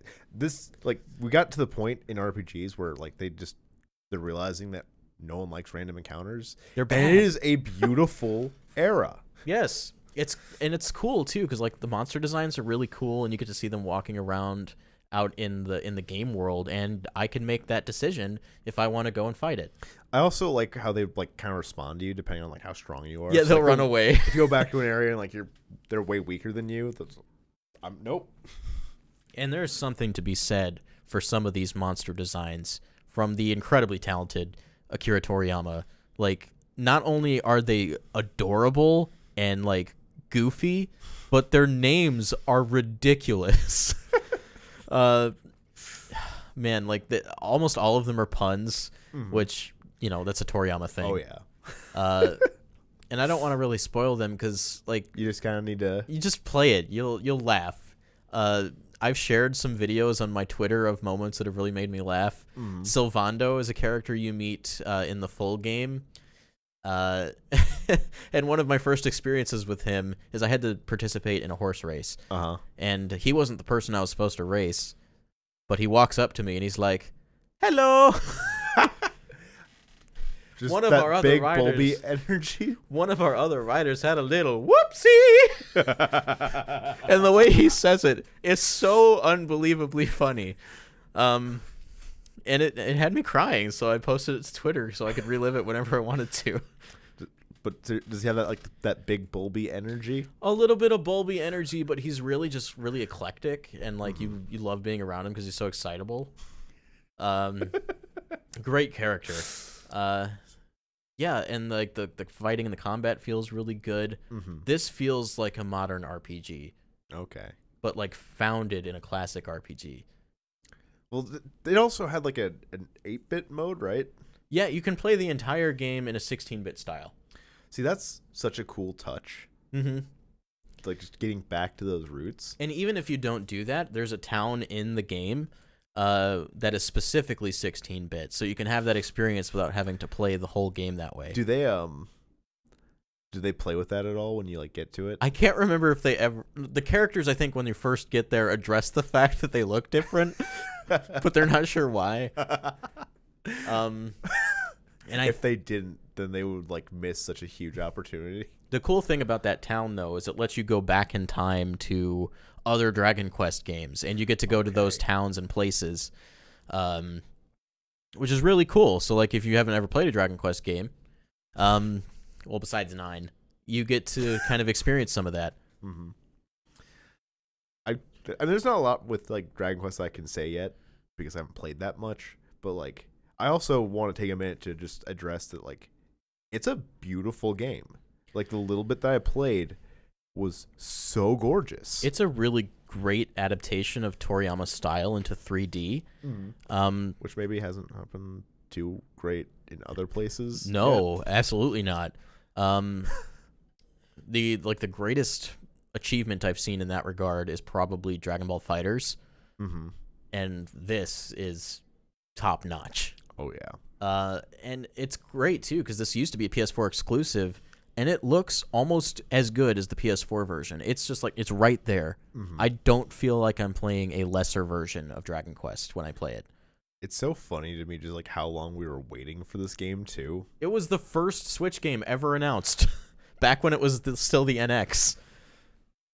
It was absolutely worth the wait. Oh yeah. They tied it in with Hero coming to Smash, which, it was a double-edged sword for me because like I played Hero, which I had very little experience with Dragon Quest. That got me excited. I was already planning on buying the game, and then I bought the game and I fell in love with it. Well, I think like with that, Smash Brothers did exactly what Smash Brothers used to do so well.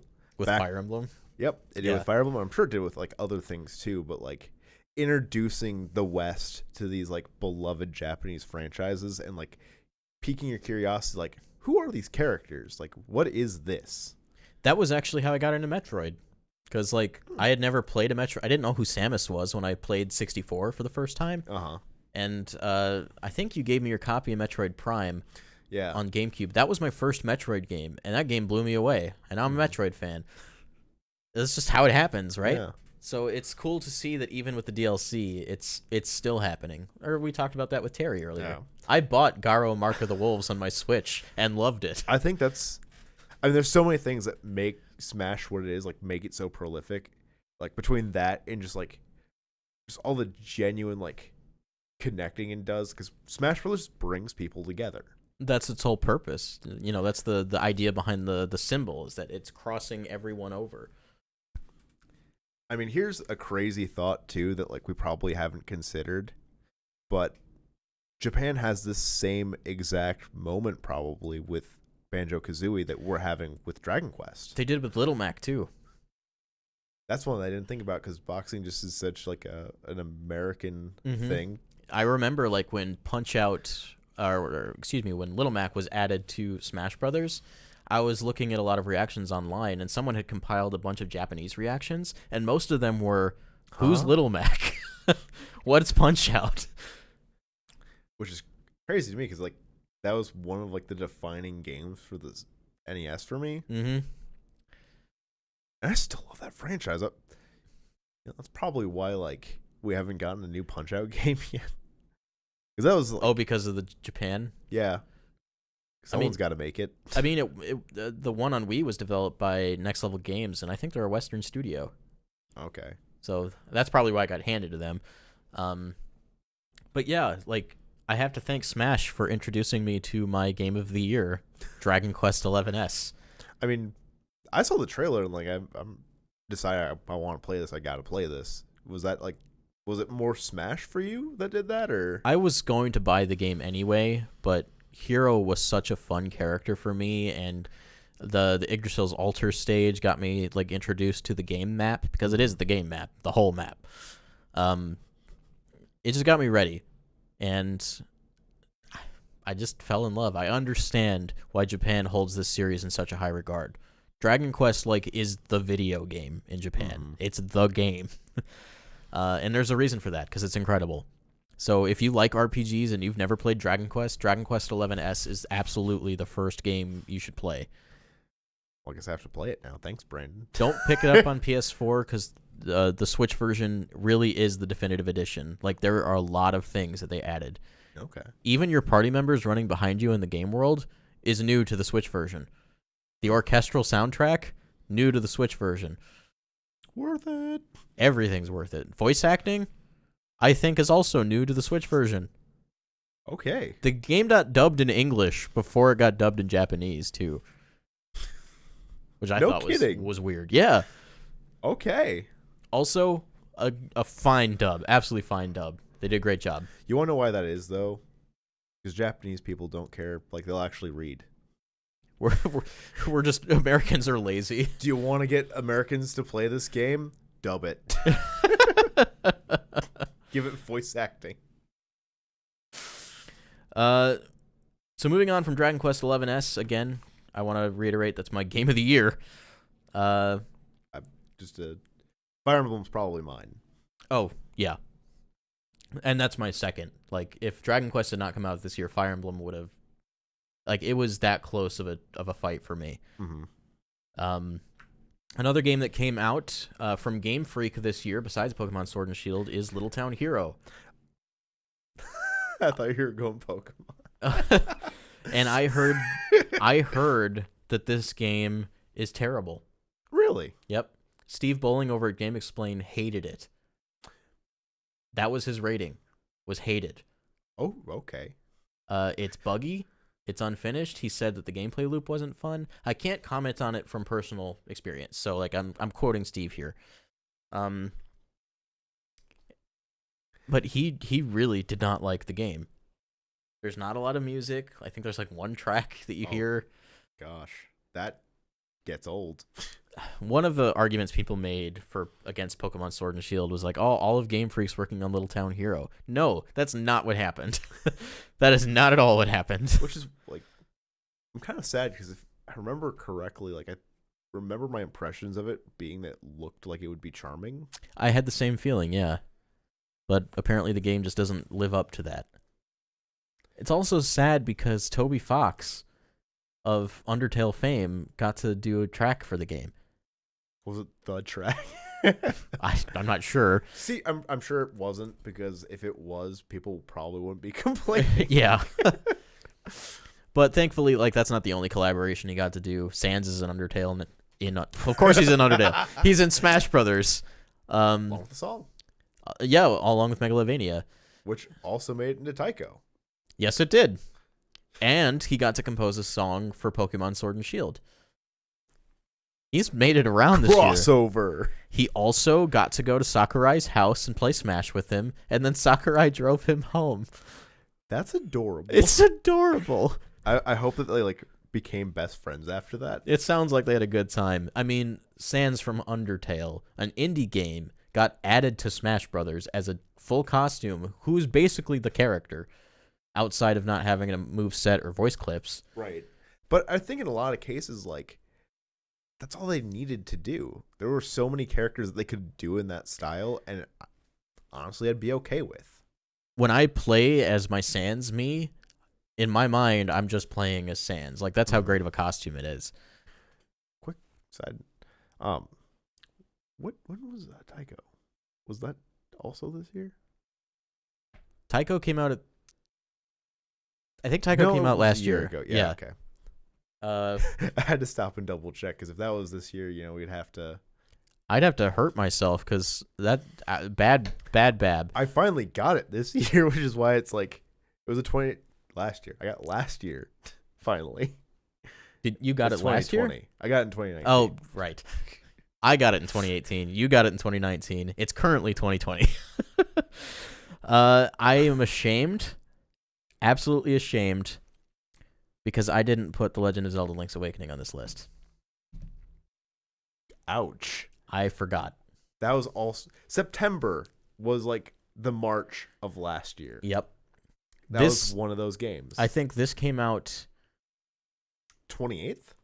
It was after Dragon Quest, because I remember. That's why you forgot. Yeah, because it came out during my Game of the Year. And I also loved Link's Awakening, but this is a game I've played before. Mm-hmm. So it didn't really leave the biggest impression on me, because it was, I've played it before. It was cute. It is very, very cute. I love the art style. Because I didn't play the original Game Boy game, but like, I love how they Which is funny, because I think I it. also got my copy from you. Welcome. The same year I got Metroid Prime for you, you gave me Link's Awakening. Because I mean, I wasn't like, you weren't a Zelda fan yet. Yeah, that happened in like middle school for me with Spirit Track, or not Spirit Tracks, Phantom Hourglass. Yeah, and then from there, the eShop introduced me to all the other ones. Yeah, and I was able to kind of move around the series, but so up until that point, I wasn't interested. That being said, my fiance bought the game because it's actually her favorite, I think, 2D Zelda. That's same with Brian Altano over at NBC. Mm-hmm. And she made me play. I didn't get it. I was going to anyway. Oh, I mean, you should absolutely. I haven't gotten very far in it yet because life is busy. It's a game that kind of bridges the gap between very, very classic Legend of Zelda going into Ocarina of Time, because I think this is Zelda 4, because I think this is the first game after Link to the Past. Okay. I could be wrong, but I think that's the way it is. So, like, it is very much a traditional Legend of Zelda game. And I was hungry for that. I was hungry for a top-down Zelda game, because the last one we got was A Link Between Worlds and Triforce Heroes, less so. Mm-hmm. So it was great. Excuse me, great to kind of go back to that. The issue I guess I ran into is because Breath of the Wild was such a breath of fresh air. It was kind of hard going back. It really was. But I'm glad it came out, because I did enjoy going back to that classic Zelda style. Link, like you said, is adorable. The art style is fantastic. I think they did a good job of taking a 2D game and making it, still from that perspective, still at like top down, but they made it in 3D and they made it work. Yeah. They also made some great improvements. Like in the original Game Boy version, you had 2 buttons to work with. Mm-hmm. So, like, your sword and your shield got relegated to item slots, all along with the rest of your items. So you were pausing and unpausing over and over again. Mm-hmm. The power bracelet, which allows you to pick up rocks, was an item. Oh. And every time you didn't have it equipped and you went to go pick up a rock, you got a dialogue box about why you can't pick up that rock. That sounds like a bad time. It was. It was incredibly aggravating, but all of that was removed from Link's Awakening on Switch, because you had so many more buttons. So, like, the Pegasus boots, its own button. The power bracelet, just the A button. Mm-hmm. Your sword and your shield, dedicated buttons. And then you had 2 extra slots for your items, so it was a lot more manageable. That definitely sounds like a nice. I guess since I didn't play it on the Game Boy or Game Boy Color? Both. It was Okay. It was remade once Yeah, before. DX. Because I didn't play it on the Game Boy, I didn't know that, Mm-hmm. and now I couldn't even imagine. Yeah, there's a lot to appreciate going from the Game Boy version to this. And like all the remixed music, the updated music, fantastic. The anime art style for the opening and ending, Makes me want an anime series. it's absolutely stunning, Oh, yeah. especially in the ending because you get to see some of it in the daylight, so a lot of the color pops. It's gorgeous. It was such a beautiful game, and it's a style that I want them to do again. Like I want them to remake some of the other like top-down Zeldas, Like in the that first ending. one. Well, me in particular, I really want Minish Cap. Oh my god, yes. Thank Imagine you Minish for Cap saying in that style. Well, and they also have another easy one because Link's Awakening on Game Boy had 2 other games that just used the art assets from it. Mm-hmm. The Oracle games. So like that's a natural progression as far as what to remake next. Yeah. Hopefully they do. I hope that they take all that work they put into this and keep going with it. It's funny too because Minish Cap and the 2 Oracle games were the 3 Zelda games developed by Capcom. Oh. And I mean Nintendo owns the rights, but I'm sure they could like work along with Capcom and Grezzo to remake those. Mm-hmm. That'd be cool. But yeah, Link's Awakening, that was again another September game. September was crazy. The second half of the year was crazy, and that's something we're going to talk about here in a bit as we wind down in the last few months of the year. October, Luigi's Mansion 3 came out on Halloween. This game was an utter surprise to me.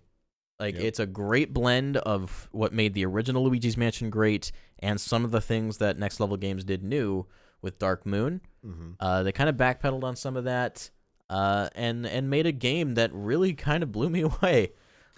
It was one that like I didn't play as much as I wanted to. It's definitely something I'm gonna go back to, but I knew someone who like took off Halloween just so we could sit down and play Luigi's Mansion 3. I gotta say, I played the game exclusively in co-op. Mm-hmm. I played a lot of it with Logan, I played a lot of it with Dylan, and I played a lot of it with my wife. It is some of the most fun co-op I've played in a long time. Luigi's just fun. Like Yeah. even like by himself, he's a fun mechanic. I had some problems with him in the demo we played at E3, Mm-hmm. just because I didn't want to go back and forth as much. But when you have like a person to play as Luigi for you, it's really smooth. And the first area where you have Luigi is definitely like intended to be played single player because the other player gets cut off, and so just keep that in mind if you want to play this with a friend or with your kids or whatever.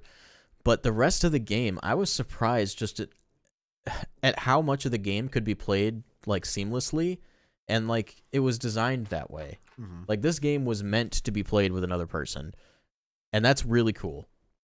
Yeah, it's like couch co-op is one of the things that like I love it, and it just doesn't feel as like prevalent these days. Yeah, it's gotten kind of when lost. They do give you like that really nice co-op experience.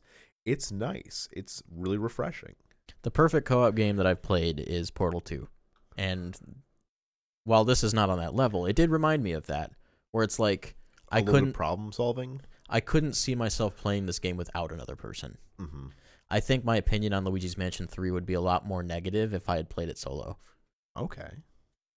Luigi is so gosh danged charming in this game. When he first walks up to the hotel and he looks up and he goes, "Wowie zowie."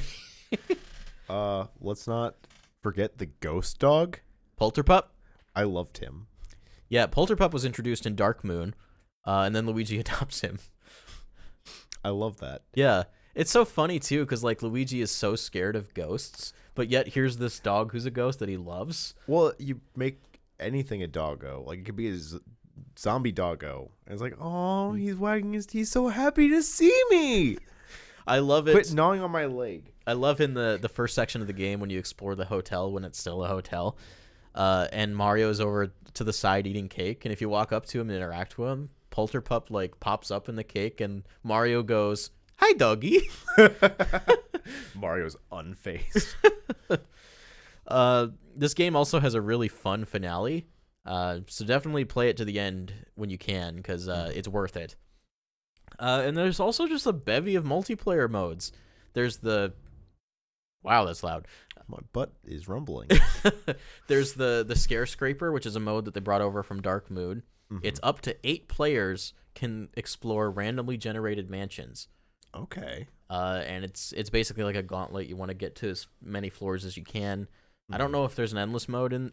I think there is an endless mode. Never mind. Okay. And it's really fun. Like, I loved it in Dark Moon. I haven't really gotten to dive into it in this game because, unfortunately, not a lot of people I know picked it up. And on a single system, you can only play with one other person. And I definitely want to play like with a full group and see how far we could get.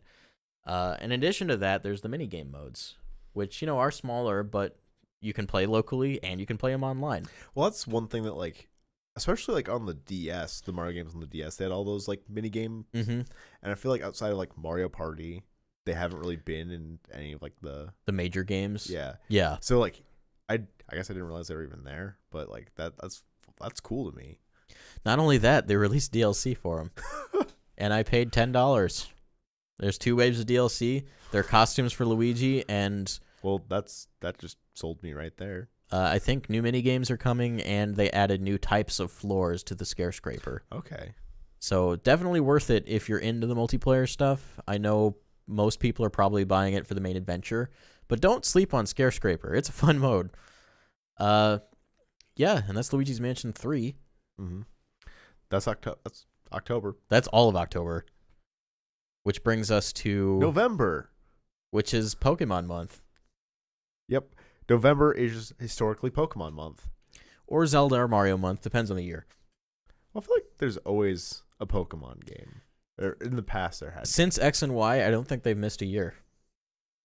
And this year they nailed it. We were talking about this earlier and just like how great they did with Sword and Shield. A lot of the internet seems to not agree, and the internet can be wrong sometimes. But you're also you're entitled to your opinion. If you didn't like Sword and Shield, there are reasons that I can understand and I'll level with. They personally maybe don't affect my experience as much. I'm not a competitive player, and I'm not like a collector. I'm playing Pokemon for the initial adventure, and I usually put it down after that. Same. I think this is like the first time that I'm really like delving into that post-story content, and with the expansion pass, I'm definitely going to keep experiencing the story. But I guess to put it this way, like me and you both saw Pokemon Let's Go, and we were both like, it appealed to both of us. Yeah. So like we're a more casual Pokemon player, and we'll admit that. But a lot of what Let's Go did, what ended up in Sword and Shield, and I think the only thing they did in Let's Go that I had a complaint about ultimately was that when you like encounter Pokemon, you didn't battle them. You had to catch them. Yeah, having like that option to actually like battle them or catch them was like what I wanted, and that's what Sword and Shield did. And another thing they carried over with that is no random encounters, so they're all in the overworld. Which I think just like from an aesthetic point, like it makes the Pokemon world come alive. Yeah. And I think there were too many overworld Pokemon in Let's Go, and they like dialed that back for this one. They got the right amount. Yeah. So like you're not swarmed with Pokemon. There's not a Mankey who's like charging you down. Yeah.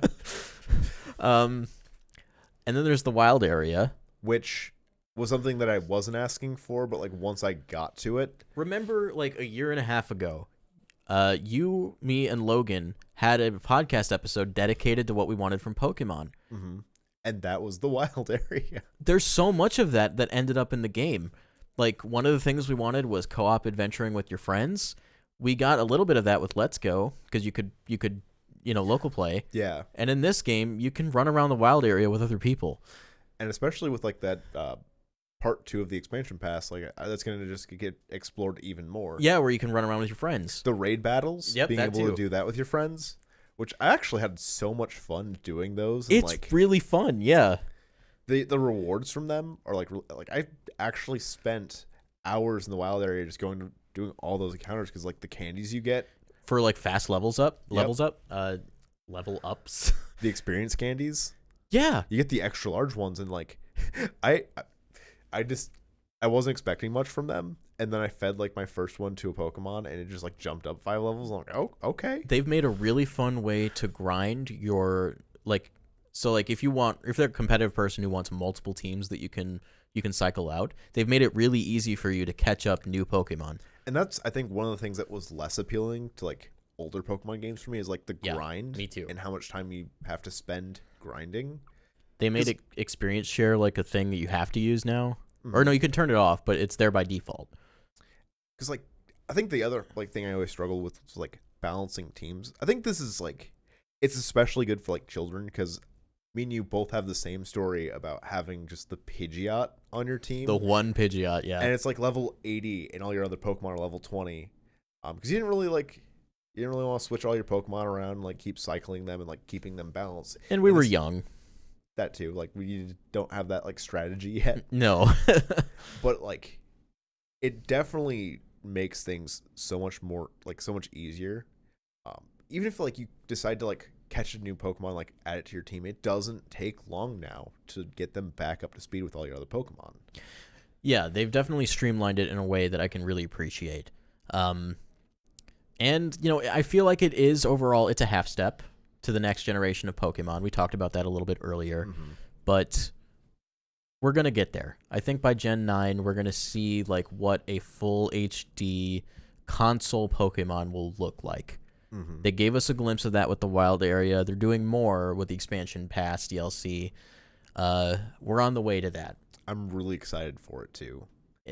I did not finish Pokemon Y and Pokemon Sun like in a short amount of time. I took like a year-long break from both of those games and then eventually went back to finish them.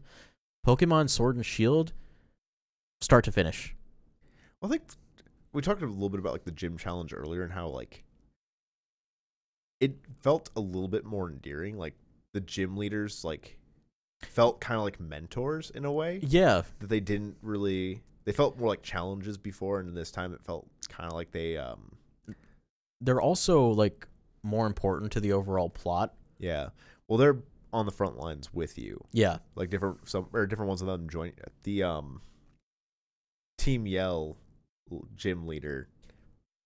I'm sorry, I'm really terrible with names. I forget his name too. Marnie's older brother. Yeah.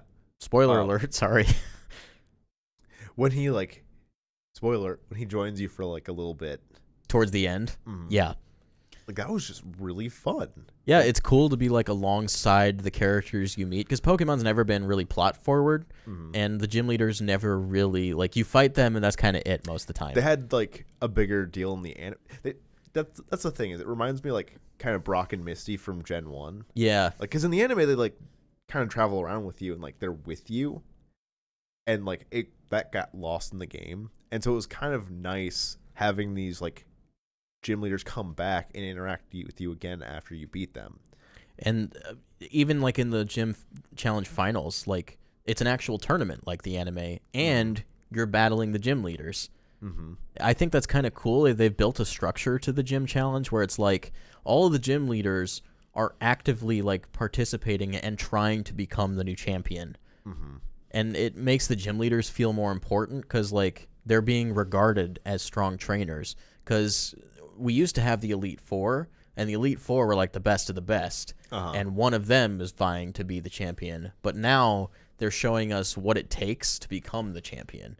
Well, I also love that like element of like you have to also compete against other gym challengers, because before now like it was just you. The rival shows up at the very end and like you battle him, right? Yep. Or her. You assert your dominance.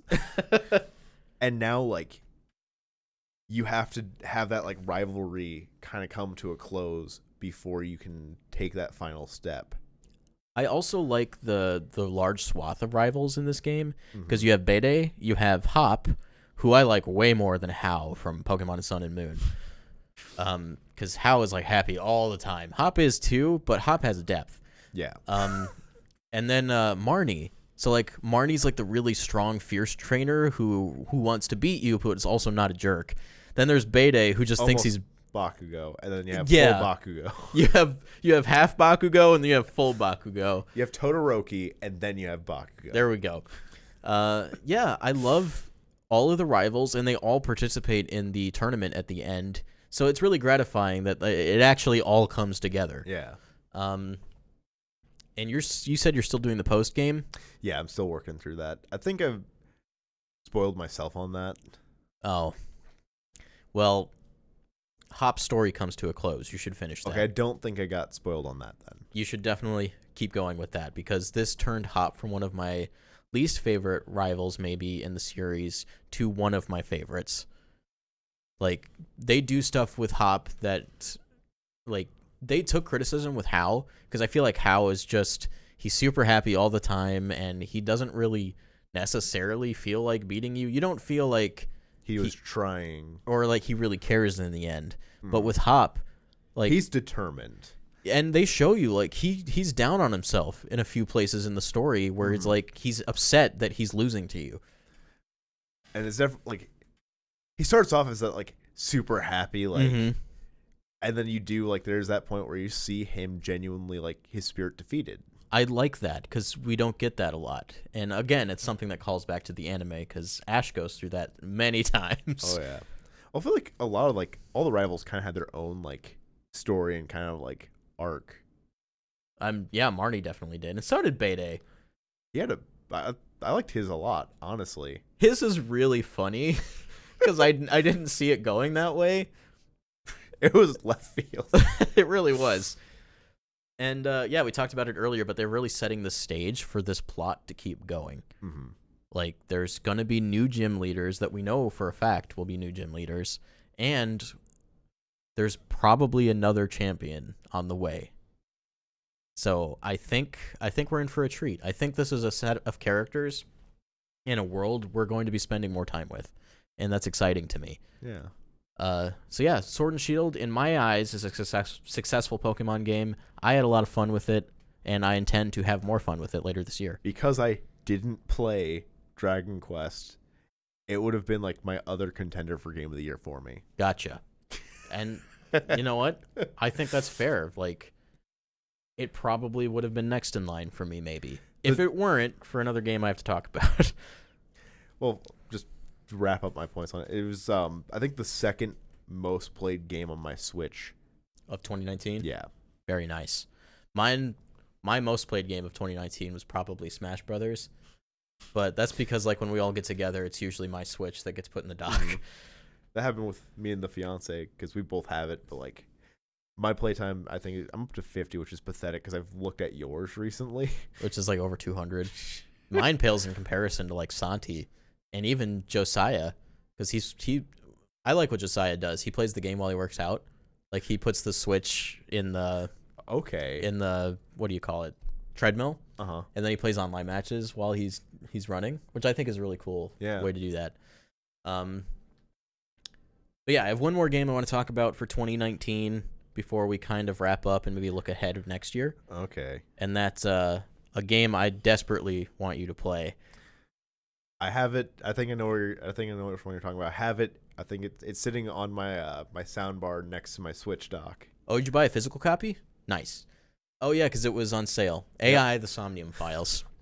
This is an Uchikoshi game who is also the person who penned 999, Zero Time Dilemma, and Virtue's Last Reward. So that series of games.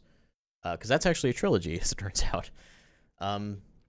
But yeah, this is his next game after Zero Time Dilemma. And I heard from Uchikoshi fans that maybe that game was a little disappointing.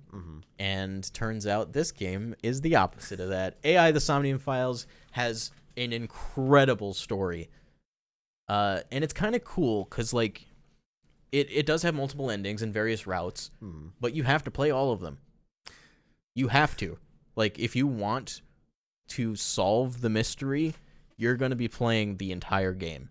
And you said that, like, you completed the game, but it didn't take you, like, 200 plus hours, right? It took me 30.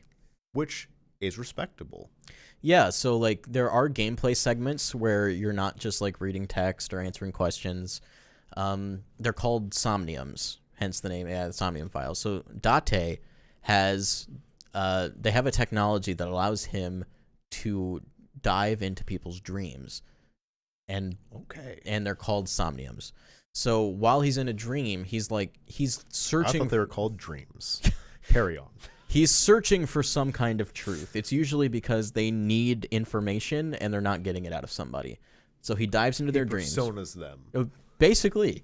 But because they're in dreams, dream logic is at play, which means anything can happen. So the idea is like you have a goal in mind when you get into the somnium, but getting there is kind of obtuse. Like I might pull a screwdriver out of the ground and suddenly a telephone pole right over there grows 3 times its size. Why did that happen? Who knows? But that's how somniums work. Okay, so you never know what's going to happen. Yep.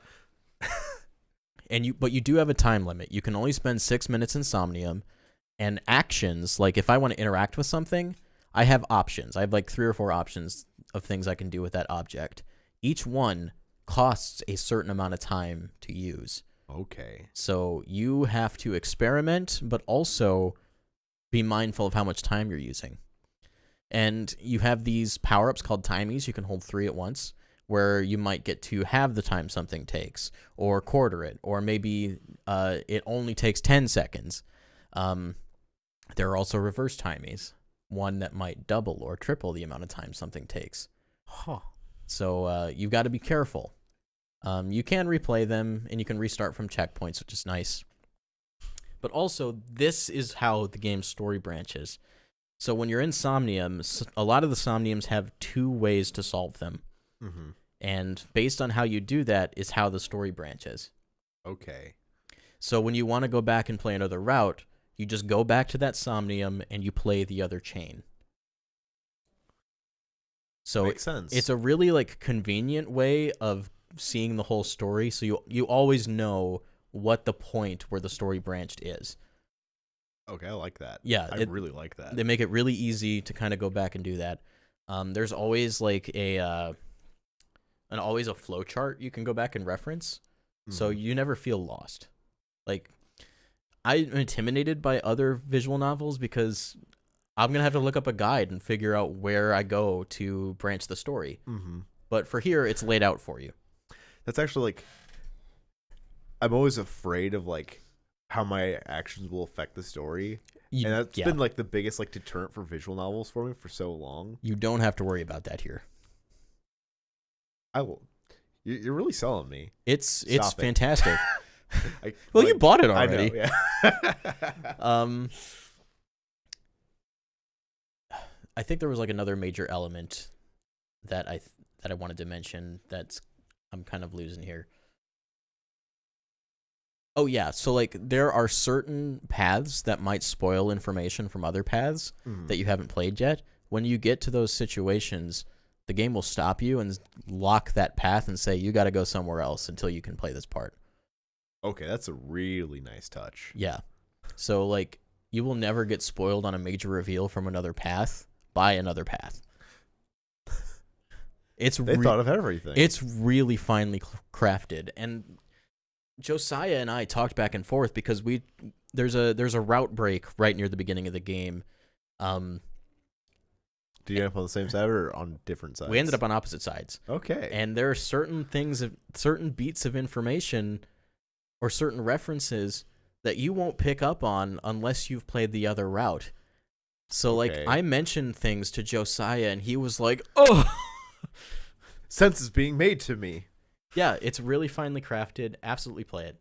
Some of the best voice acting. Again, really good, really great year for voice acting in video games.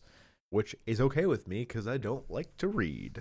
Yeah, and you can set it to auto mode. Sorry. Canonically, I can't read. I don't know how. It also has an auto mode like Fire Emblem. Yeah, and so does Dragon Quest actually, where it'll just initiate the next text box after the voice clip's over. I love that. It's really good.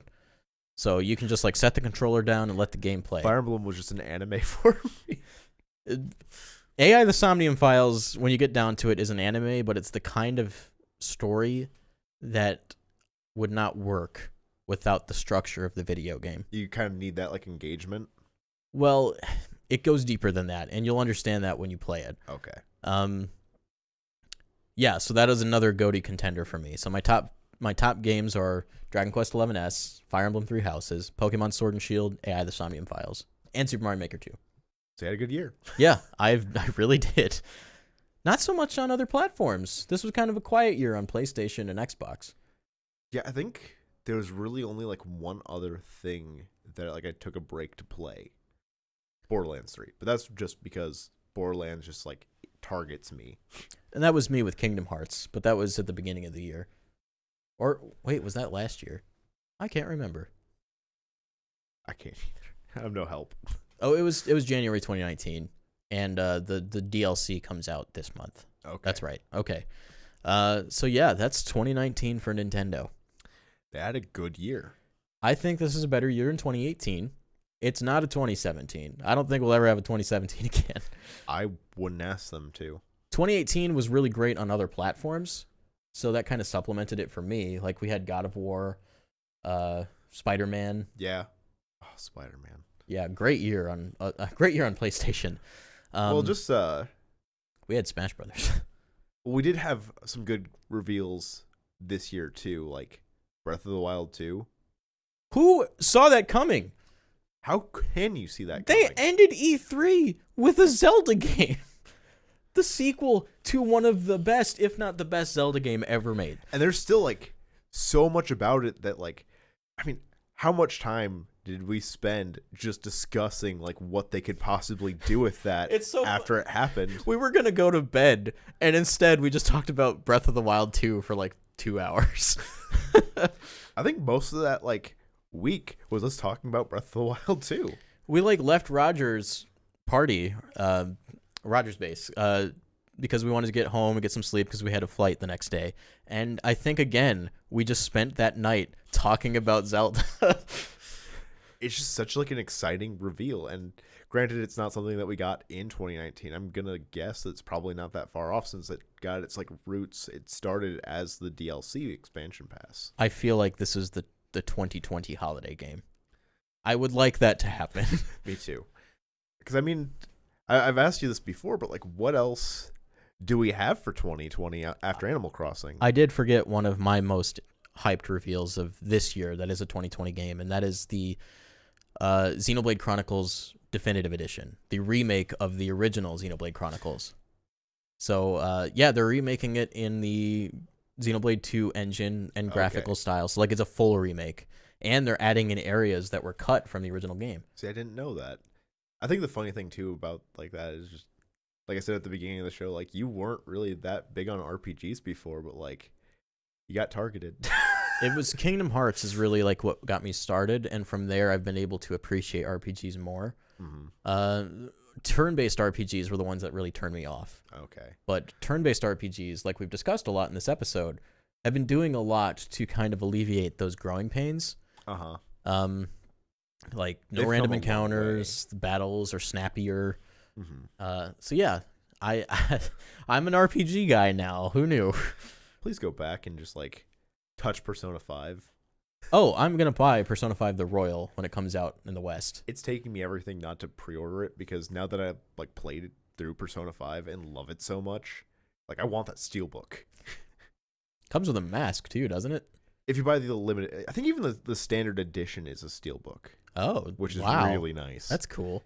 I'm still trying to convince Charlotte to let me pre-order the like the limited or the special edition because I want the art book and like the mask and all of that. Oh yeah, absolutely. So Persona 5 Scramble also comes out on Switch next year, but not a first-party game. I'm gonna put that as like my disappointment of 2019 that like Persona 5 wasn't ported to Switch. And it's starting to look like that won't happen too, at least not for a while. Okay. Another game coming out this month or next month is Tokyo Mirage Sessions, Sharp FE Encore Edition. One of those like last few like Wii U ports that we needed. Absolutely needed for this case Mm-hmm. because it was kind of like a small release on Wii U. It was a hard game to find. Mm-hmm. I somehow managed to get a copy and then never played it. Well, now you have another chance. And they also made some kind of like snappy updates to this game to make it a little smoother and faster. It's just so hard because like I also have Digimon Cyber Sleuth and Hacker's Memory. I think that's what that one's called. It's a 2-pack on Switch. I didn't know that was a thing. They're 2 50-hour RPGs, so I'm going to be stuck with those for a while. And Kingdom Hearts DLC comes out this I month. still need to get Aladdin and Lion King because I loved Aladdin on the Genesis. Oh, the Genesis was it the version? Genesis or was it the SNES version? I forgot which was which in the 2-pack. Genesis is the one in the pack. Okay. It's the one where Aladdin has a sword. Okay. I remember like one of the two games was from the Genesis and the other one was from like the SNES. Yeah, the Super Nintendo version is more of an acrobatic platformer. It was developed by Capcom. Okay. Yeah, other than that, like 2020 is kind of a blank slate, and that's really exciting. I have a feeling we'll have a direct here next week, because traditionally Nintendo Directs follow Pokemon Directs by like a week or two. Mm-hmm. Last year we ended up waiting till March, and I think February, and the year before that we waited till March to get a Direct Mini. I remember like just like that thirst for information. Yeah, We're like in that area where it's like, give me something, please. Anything. Mm-hmm. Inform me. I want to know. Thank you. So yeah. How would you grade Nintendo's 2019? Even though you didn't play a lot of games, based on what we talked about. I'd say like for me it was still an A because the games that did come out were able to like grasp my attention and hold on to it despite just how busy I was. You know, I want to be critical, but at the same time, like, I had such a good year on Switch that I think I have to give it an A too. I mean, if you like look at the year before, where I think the whole year was just Smash hype. Yeah, Which, I mean, that was enough. It was more than enough. they kind of they leaned on Smash last year. This year kind of Or made 2018. up for the lack of diversity around Smash from the year before. Oh, absolutely. And I think we're in for a good 2020. You know, we still we have a Smash character still. We have Tokyo Mirage Sessions in the early year. Animal Crossing Animal is going to Crossing. get us through the summer. Yeah, it's going to get us all the way to June, which is then, you know, that's E3, and that tells us the rest of the year. Mm-hmm. Well, we also have 2 expansion passes that are still kind of being worked out with Fire Emblem in April, I believe, and then you have Pokemon Sword and Shield in June and the and fall. Yeah. So yeah, we have a lot to look forward to still. Yeah. So there's a lot to be excited for. This ended up being a pretty long one. I think it's just because I'm here. It's And because been you're here. we're And making it's been a long up time. for Lost time. yeah. So I guess that means the show has to Yeah. go on for another 7 hours or so. But we can't because my blood sugar is dropping, and you can probably tell because I'm starting to stutter. We have our McDonald's date to get to. We do, and I'm dropping. So I'll carry you. I want to thank you guys for watching. Thank you for being here, Paul. It was a pleasure to have you on the show again. It is so nice being back. Let me know when the next one is, and I'll try to be here. Yeah, I mean, 2020 is the year. I've been talking to Roger a lot, and there's some things I haven't made public yet that you guys are going to be pretty excited about, I think. Does that include me? Well, like from a personal perspective for Okay. me. But, I mean, yeah, I want you on the show more frequently, but I want to be on the show more. now that you're on your way to kind of getting out of your night shifts and getting more into that day shift stuff, I think we'll have that opportunity more frequently. Yeah. I mean, Logan lives here, and it sounds like he's going to be working with me at my job. Mm-hmm. And I'm not that far from here either. Right. So it's not that hard for us to get together and get a show going. Yeah. I think on top of that, like, I mean, there's that one project that I've been talking about, like, doing for so long, and I'm just kind of waiting to get done with school so I can have the time to get back to that project. Right. So 2020 is the year for Breakroom Arcade. It's the year for Brandon. It's the year for Paul. And it's the year for Logan. Like, It's the year for us. I'm looking into this year and feeling pretty dang good. And that's exciting to me. So I think 2020 will be great for Switch. It'll be great for all of us collectively, it'll be great for this for the YouTube channel. Definitely. Again, I want to thank you guys so much for being on this journey with us, because We love you. but it's crazy, like, that we're still here, we're still doing it, and that we've come as far as we have. Well, it's funny to think like where we were when we started this. Like, just look at how much has changed for me. Particular, the hair, the glasses. You guys were here for that. You've also, you've been working on your health a lot. Dropped at least. I went back up, but I started our podcast at like 310, 320, Mm-hmm. and I'm currently sitting around like 250. So I've lost a significant amount of weight. And you look good, dude. I learned style, some fashion. Look at this man. I'm Isn't so he passionate. scrumptious? I met the love of my life, and Got I'm engaged. I'm looking at a venue for a wedding. That was a fun morning. I've gone through like 2 jobs. 3. I'm on my 3rd job. Wow. Yeah, man. I operate heavy machinery. Yeah, we're working towards some big stuff. I'm excited for our futures. And it's great to finally be getting there as we are taking the hike towards 30.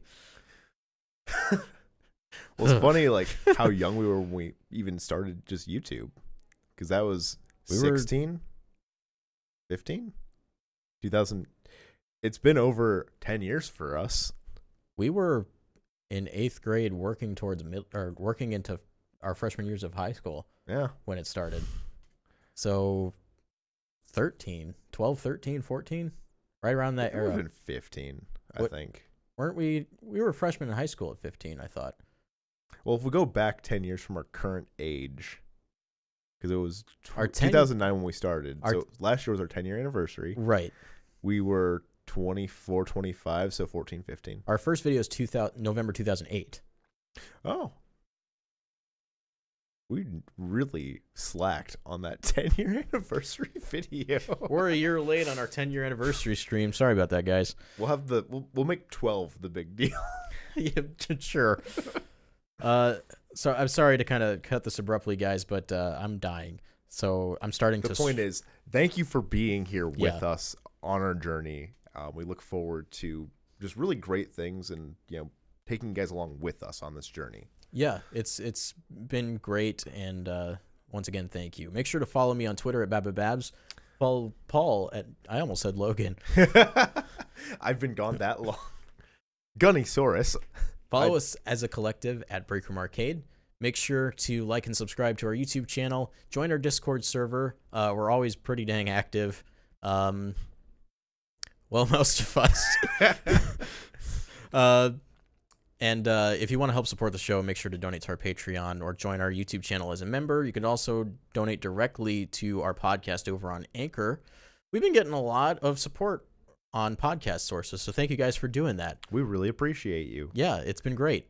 But until next time, don't break your backs, Eat a salad. break in the games, and watch those episodes of Break Room Breakfast. See you.